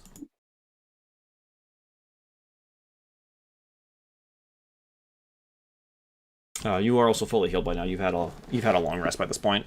You have been traveling for about an additional 2 weeks. So my lay on hands healing pool should be refilled too then, right? Yeah, everything's been restored. Okay. Yeah, you guys are on your horses, just heading down this foresty path. And then I told her, "Watch this," as he then pulls out his spear and throws it into the air and catches it. And next thing I knew, I was in bed with her. Bit risky, don't you think? Look, either I catch the spear and I get laid, or the spear comes and impales me on the head. Well, when you put it like that, it almost sounds fun. Exactly. Now you're getting it, Arthur. Living life to its fullest is what I'm all about. I'm just trying to live my life as far away from that direction as possible, and he just points back to where they came. What's back there? Nothing worth mentioning. Aye. So did you ever want to ask him about what happened to Carl?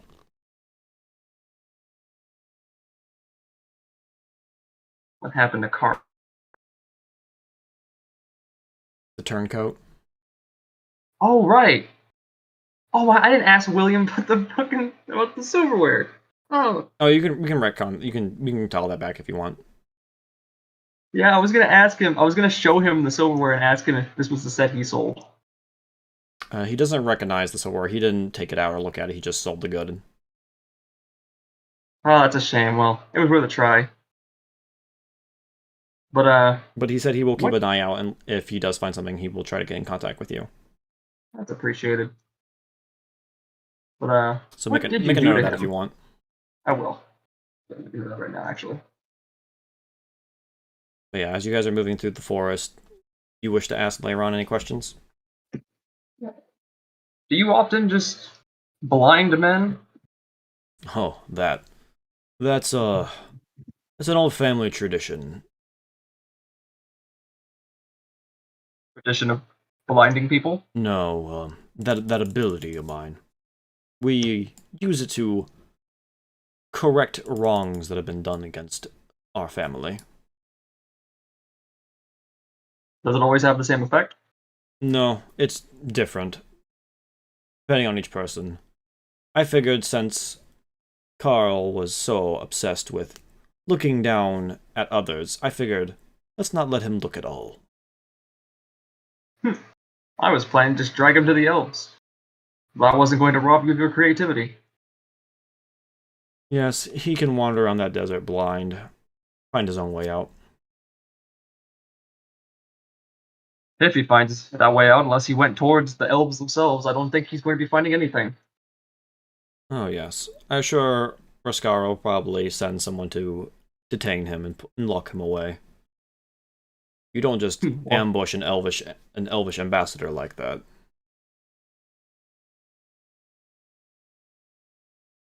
uh, wait, she was an ambassador? Well, in loose terms. Oh, I spent too much time in that card. I missed the big things. At this point,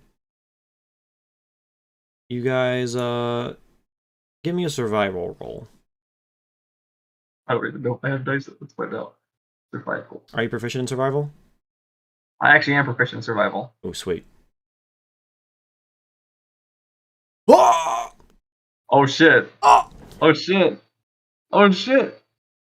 As you are making your way through the woods, you notice that there's some wolf prints on the ground. And knowing your survival luck of being on the road, you are able to find a path through the woods, allowing you to avoid any potential wolves that might have ambushed you. Well, that was a real close one. How did you know how to find that?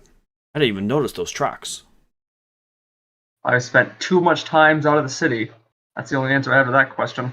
And eventually, you do make it through the high moor fairly easily. Nothing really gets in your way. And eventually, you come across a clearing in the forest that opens up. Lots of trees have been cut down as you make your way further and further in. Ah, here we are. Hammer Hall. One of the few signs of civilization here in the high moor. I didn't know there were any.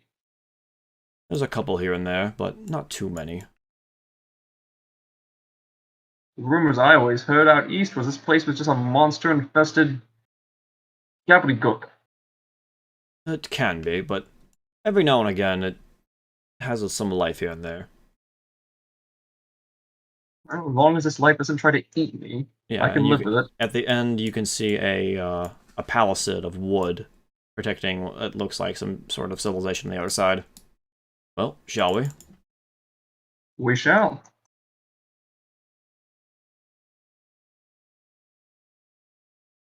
And as you guys make your way about halfway down, out pops out. You can see a halfling man pop out from behind you. You! You have penetrated the high moor. You have corrupted her beauty. For that, you will pay! And with that, you can see him casting something as a bunch of creatures come crawling from out from the forest behind you. Alright, Ryan. Yeah. I need you to not freak out, okay? Okay. Okay. As 8 giant spiders come crawling from out of the woods.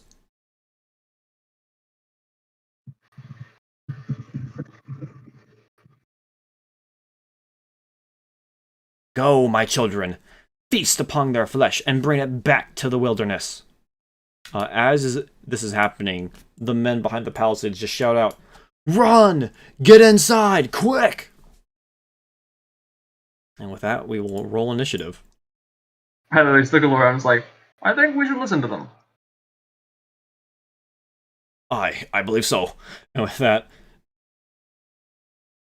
You want my initiative?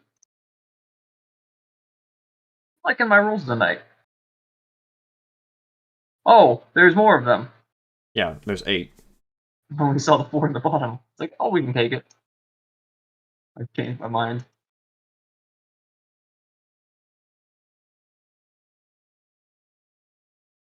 Alright.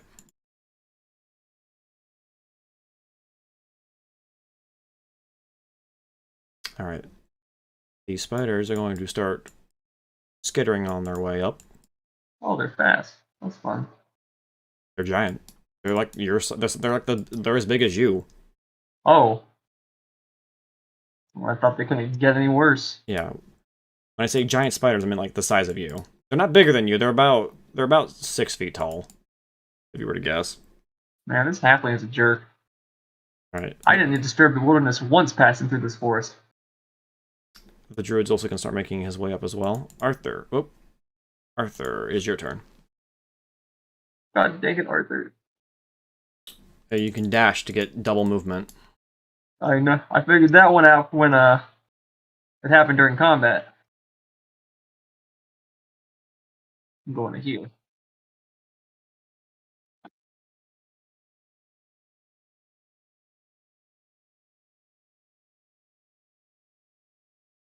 Leiron's running right behind you. The spiders are going to also start speeding up as well. They have begun to dash as well. As has the druid. As my horse is racing alongside Leyland's, I'm literally gonna look over and be like, the more civilized parts, huh? Look! I thought maybe this would be safe. I'm feeling so safe right now. Get inside. As the gates open up to let you guys inside.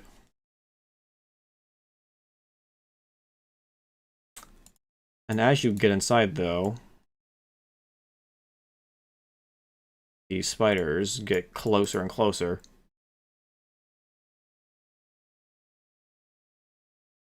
Alright, the two guys up on the guard post here. I hope you two know how to fight.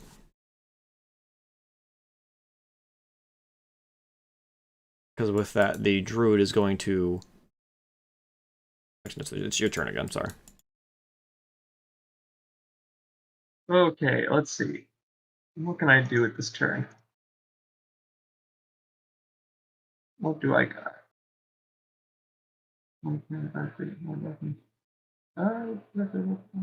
No, I mean, I guess I'm just gonna ready up for when those things come over the wall. Okay. Leiron's going to get his supplies ready as well, and the spiders are going to start climbing up. Due to the palisades, though, they do get stabbed here and there from the wood.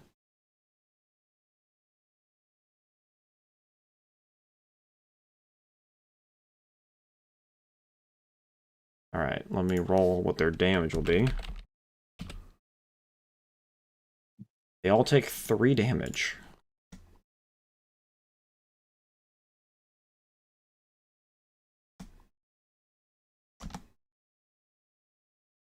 Things look disgusting.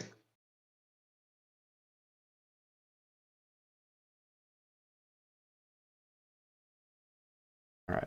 Here's some spoopy spiders. I forgot I also need to roll these guys' initiative. There we go. I have them on the track. Alright. It is now the druid's turn. He's going to walk up, and he's going to cast a spell on the door. He's going to cast Thunder Wave to break through the door. Thank God. This halfling's hardcore. Alright, Arthur, it's your turn. You got spiders all around you. I only really got one choice. Start swinging. Just don't miss. Just don't. Ho! Well, I didn't. Ho! Alright. You freaking swing that Morningstar down and just squash that spider, just splattering it all over. 1 down, 7 to go. Leiron, seeing that, feels inspired, and he's going to take a stab, hitting it, doing a decent amount of damage to the one next to him, but not killing it, unlike you. Meanwhile, the guards are going to pull out their long swords, and they're going to grab them with both hands, and they're going to swing at one, and make 2 strikes with each of them. The one over here misses both of his strikes, though, while the one over here, though, lands both of his, killing this one in front of him.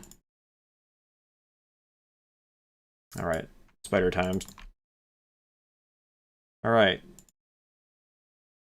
That is a miss. Leiron's up next. That is a miss. Guards. That is a miss. That is a hit. Okay. Alright, so the guards take a good bit of damage.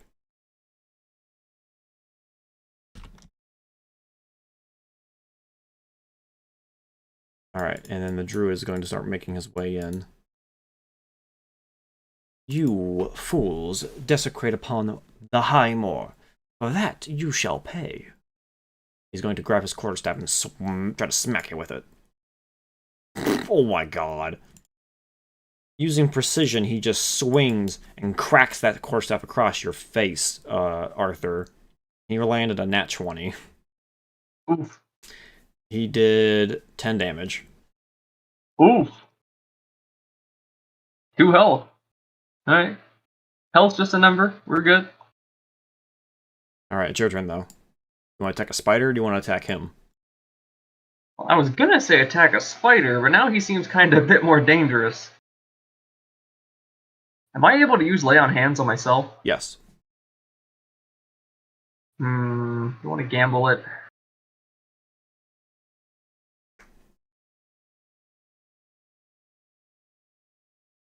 I'm gonna gamble it. Alright. I'm going to hit the spider. Are you attacking this one? Yeah, I'm attacking this one. I'm trusting Leo and do the other one. Alright, you gotta move down one due to diagonals. Okay. Alright. I believe that's a hit. Sadly, that's a miss, as the spider dodges around your attack.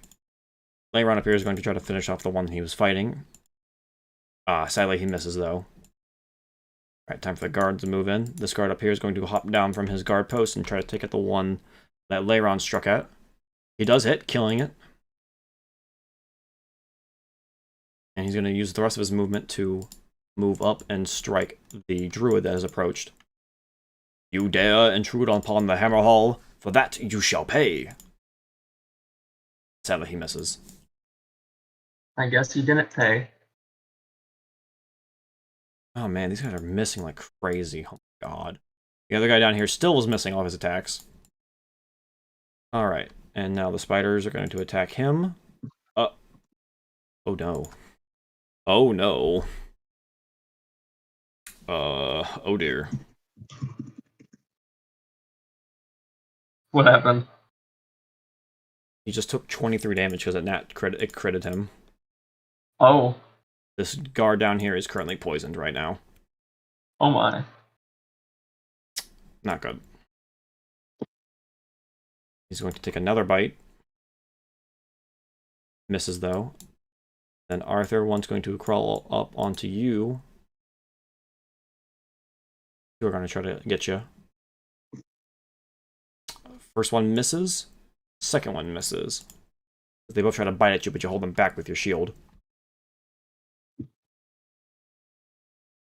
And then the druid is going to try to attack the guard in front of him.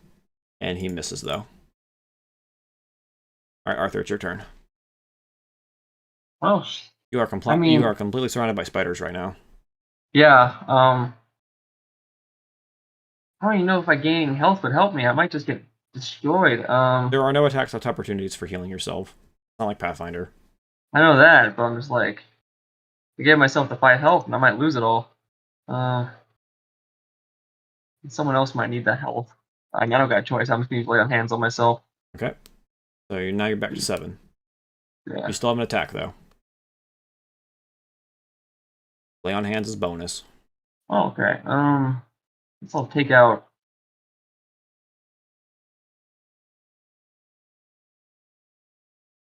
Go for this spider. Alright. Give me a swing. Ah, that's a miss. Oof. Alright. Seeing you in trouble, though, Leiron's going to come up and try to give you a hand. Oh, he does hit, striking it.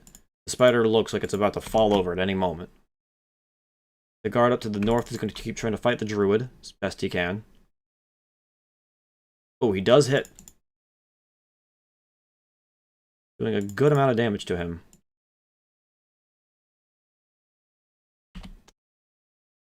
Then he goes in for his second strike with his long sword. Sadly misses, though. The one to the south, though, is going to keep trying to attack the ones below it down here. First one hits. killing the first spider, and then he's going to swing with his second attack, killing the next one. So after all of his misses, he finally takes out 2 spiders. Alright. I wish I could take out 2 spiders. Spider here saying its Druid Master in trouble is going to try to alleviate your attack area, so now you can swing at it. Going for the guard up north. Let's see. Give me a swing. Oh! Give me that attack roll. There we go. Nice. You swing at it as it runs away, and you do a good amount of damage to it as it skitters away. Alright, this one's going to attack the guard. That hits. He's now poisoned. Alright, one's going to attack you. Misses. The next one's going to attack Laron and also misses. Alright, Druid is going to attack the guard next to him. Swinging his quarterstaff once more. He does hit, smacking him across the face. Alright, Arthur, it's your turn again. Ooh, boy. Okay, at this point, I'm like... So you can't attack diagonals, right? No. Okay. So I'll just have to leave the druid to the guard. I guess I'll just go for this spider right here. Alright. If I can't thin this herd out. Sadly, it's a miss. Sadly, I cannot thin this herd out. Later on, it's going to try to finish the one in front of him. He does hit, finishing it off. Okay, we're just getting the bad rolls out of the way so we can have good ones later. Come on, Arthur, get it together. Just smacking himself. Okay, the guards are going to try to take out this druid. Ooh, both strikes hit, and he stabs the druid right through the chest, killing him. With that, one of the spiders is going to try to flee, but as it does that, it forgets about the spikes and takes 7 damage, killing it on the spikes as it crawls over. The last one is going to try to keep fighting you, though. But it misses, though. Druid is dead. It's your turn. Alright, let's smack it. Hell world continues. Fuck, dude. Hell world You continues. try to swing, but you end up hitting the ground. And your Morning Star is now stuck in the dirt for the moment. You'll have to pull that out next turn. Oof. Later on here is going to throw his shield to the side and grab his spear with 2 hands. Don't worry, Arthur! He's going to try to stab at the wolf spider, but miss. With that, one of the guards is going to come up. He's going to take one swing at the spider. Gonna miss his first swing, sadly. But his second swing, though, he does hit. And kills the spider. Lobbing off its head. And with that, combat is now over. Arthur's going to be pulling his Morning Star out of the dirt while looking at the guard, saying, "Normally this." No worries, it happens. Go ahead and head inside. That was rough. We'll dispose of these bodies. Druids attack like that very often? No, you must have done something to make it mad. I don't know what I could have done. Well, you might have also just been mad at us, the camp, because we've been living off the land here for a while. Oh, never understand those tree huggers. Yeah. I miss cities. Well, we do hunt monsters here, so I understand if he might be mad about all the creatures we've killed. But who cares about that? We make money off of this. As he picks up the druid's body, throws it out the out of the gate, and just closes the gate shut. If he wants to return to the land, let his body feed the maggots below. Guess they're not the honor-driven sort of guards. And he returns to his guard post that says the other. Well, you get what you get. And with that, you have reached Hammer Hall. See a couple of those same guards kind of patrolling around, but mostly everyone seems to be either inside their houses or inside the tavern here. Doesn't seem to be much for spectacle here. Guess we should head straight to the tavern.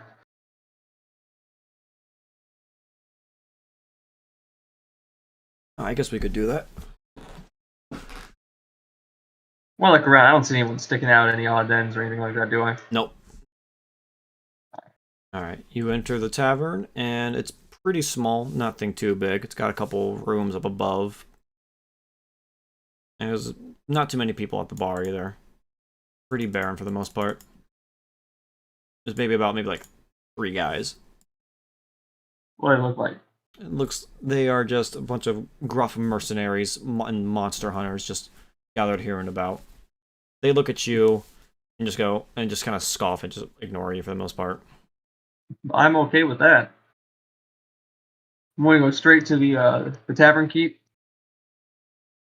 Like, Yep. I just survived a crazy druid and 8 giant spiders. I could use a drink. That sounds like a drink for a new recruit. Alright, here you go. On the house. That's what they're recruiting people around here for. I'll be happy to be on my way later. Oh, don't have the stomach for killing giant spiders? I'm used to more small fry, pickpockets, things with not sharp teeth.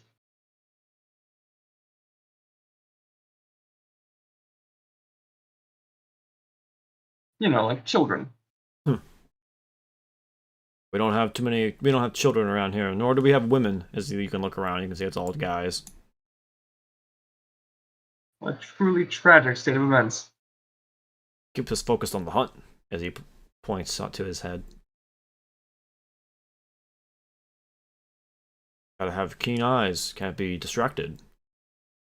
Though every now and again we do have some fair ladies come by, and we give them a fair welcome. That quite reminds me, I just met this fair lady. You know, she can blow a smoke in the shape of a dragon. Oh, that's impressive, he says as he starts to clean a glass nearby. He goes, no, here, let me show you. And he starts trying to do it himself. Instead of a dragon, all you get is a log. Like a log of smoke. It's a work in progress. Right. What can I get for you? He looks to Leiron. I'm fine. I have my own. He pulls out his flask. Right. Well, what brings you to Hammerhall? Oh, well, I'm just on my way west. This was just along the way. Way west. Cut through the Highmoor while going out west?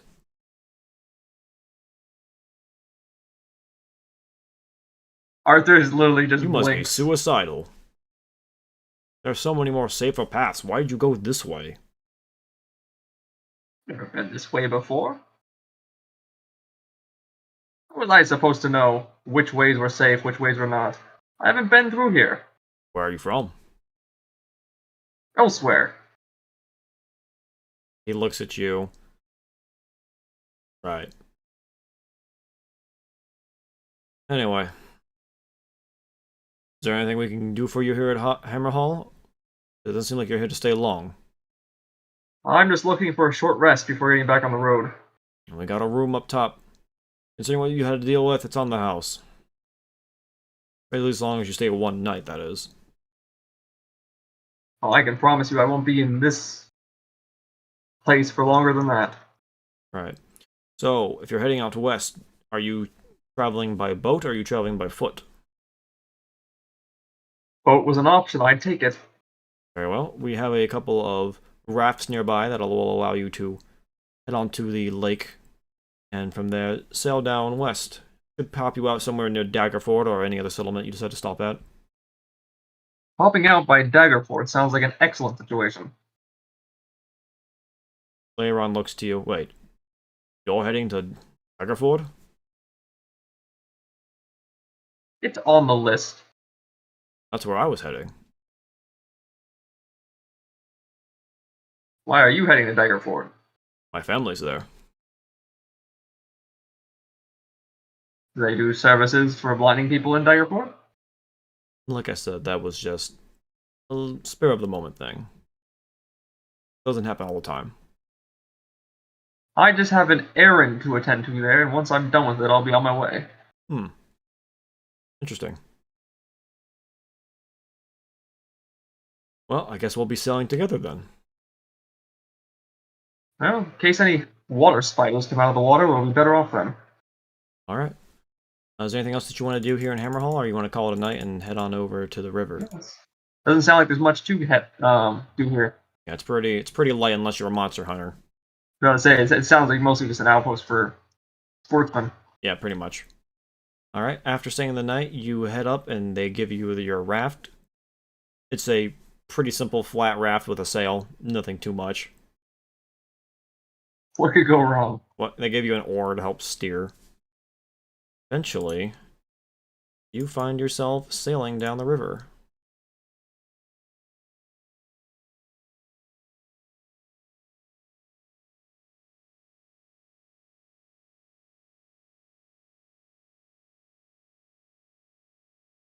Alright, so now comes the part where I get to reintroduce skill challenges. Remember that? Whoa! Oh boy!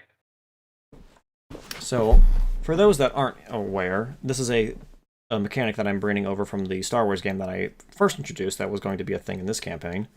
A skill challenge is a set of skill rolls that need to be made that, after a certain amount of passes, allow them to succeed and get through the challenge, or if they fail too many times, they suffer a penalty. So Arthur here will be doing a skill challenge to get through this river here with Leiron. Alright, are you ready?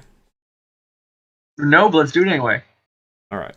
And as I've said before, the mood of this campaign is going to drip once we get through this prologue. This prologue is pretty light and standard for D&D, as to show contrast between what will come later. Very much agreed. Alright. So, as you're sailing down the river, Leiron looks to you. The river's a lot more rapid than I thought it was going to be. I thought you had experience sailing. I've never been much of a sailor before. Never been too good on water either. Then why didn't you talk us out of this? I figured you knew what you were doing. No idea what I was doing. Oh dear. And with that, as the water starts to go up and down, you need to somehow get this boat, this raft under control, or else it's gonna go fucking tipside. What do you want to do? I'm going to try to remain on the opposite side of the raft from Laren to try to provide like a counterbalance to balance the boat. Okay, what skill are you using to do this? Would I be able to use athletics for that? Are you gonna like grab onto the sail to like yank it like towards that way? Yeah, I'm like, he said he's holding on to it, so I'm gonna like hold off on the opposite side to try to balance the boat using both of our weights going in opposite directions. Alright, give me an athletics roll. Okay. Alright, that's just enough. And you're able, using both of your guys' weight, you're able to keep the boat steady and pretty secure through those rapids. But as you're going down the river, eventually you can see rocks up ahead. Oh, right. And now Leiron will use his skills. He's going to use his perception to try to spot the rocks. Sadly, though, he's not able to see all the rocks, though, and as he tries to help turn the boat, he ends up skidding the raft across some rocks, and you can see some of the palisades on the raft break. Blast, he says as you guys bump over the rocks and continue down. Sorry about that. We're still afloat. There's still time. Alright, that's one success, one fail. Alright, what do I want? As you're sailing down, you eventually see some thugs shooting at you with crossbows from the shoreline. What jerks! We got free gold, boys. Shoot them down. Alright, so what do you want to do to try to avoid these crossbow bolts? I'm going to...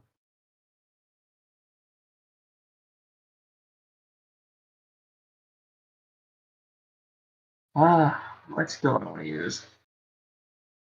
I guess I can try acrobatics. Okay. Maybe.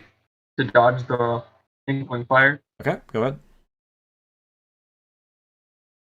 Oh, sadly, you're not able to dodge the crossbow bolts, and they do start to hit you here and there. They don't do any damage, but they do knock you off weight, causing the raft to bounce around more. Alright, that's 2 fails, 1 success. All right. Uh, Up next, you start to see some uh, you see some hippos start to come out of the water. Not hippos. Oh my god. Sorry. Blah, blah, blah, blah, blah. Oh my god. What's the? You see It's some? a Not hippopotamus. not hippos. Fucking tortoises. Jesus Christ. How'd I get to hippo? Tortoises start to pop out of the water. Hold on. And Leiron's going to try to use his nature roll to try to sort of know how uh, tortoises move through the water, try to weave around them. And with that, he is able to get enough to weave around. That's 2 successes, 2 fails. This last one is make it or break it.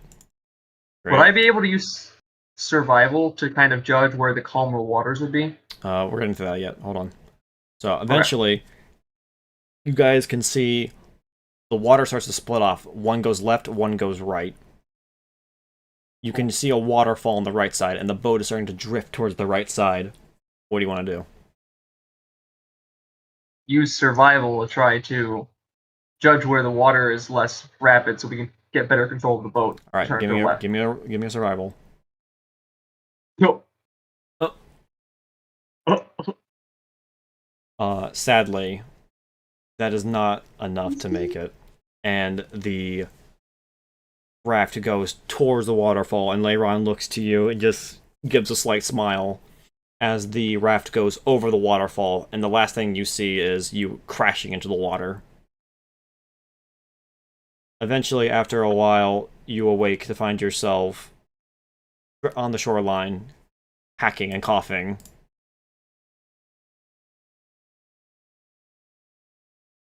Do I see him anywhere? You see him right next to you. To drag you ashore. Thought I lost you there. Not my best idea. Would have been better. Would have been better. But, at least we're okay in one piece, right? How you feeling? I'm feeling like I should never be a sailor. With that failure comes a price, though. And with that...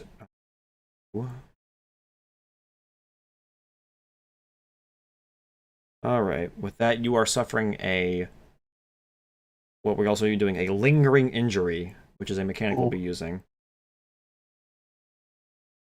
Due to this being a bludgeoning, due to you impacting into the water, you are suffering a broken nose.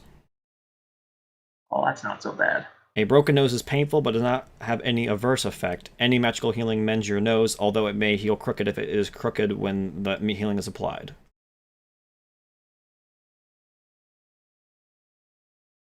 Looks like you broke your nose in that fall there. Okay. What kind of healing do I need to use to fix that lingering injury? Magical, just any kind of magical healing. We'll go into that later. It's something just minor. Either lay on hands or Because I have healing hands. cure wounds could work. Okay. Because I have healing hands, but at my current level, that only heals 1 hit point. Yeah, it's enough to heal the nose. It's just a broken nose. It's not like a fractured nose. It's broken. He's got I'm gonna look at him and be like, It's just crooked. You just gotta fix it. I need you to do something for me. Yeah, what do you need? Grab my nose and Okay. hold it in place. Alright, and he's gonna walk over and he's gonna hold your nose. Alright, now what?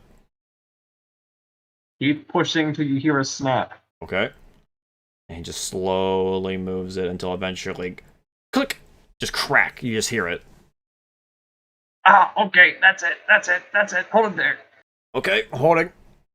And then I'm gonna cast healing hands on Yeah, myself. and then putting your hand to your nose, you can feel the relief coming from your lay on hands as your nose begins to heal and the pain subsides. That'll give me 1 hit point back. Alright. Oh. And as you gather around, you look around, and further down the river, you can see a pretty decent-sized town on the edge of the water, on the river, with a big wall surrounding it. The city of Daggerford. You almost died a few miles from your home. Almost. Well, my family doesn't live directly in the city, so I guess this is where we will part ways for now. Well, hopefully we run into each other in the future under less dread circumstances. Oh, I wish you the same as well. And with that, he'll hold his hand out Yeah, I'll take his hand. and give a good shake. Best of luck out there. I'm going to need it. All right.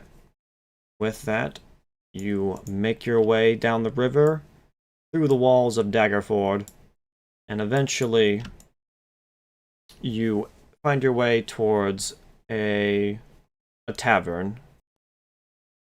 And as you enter the tavern, you find yourself seeing a group of 4 other people of varying statures gathered around.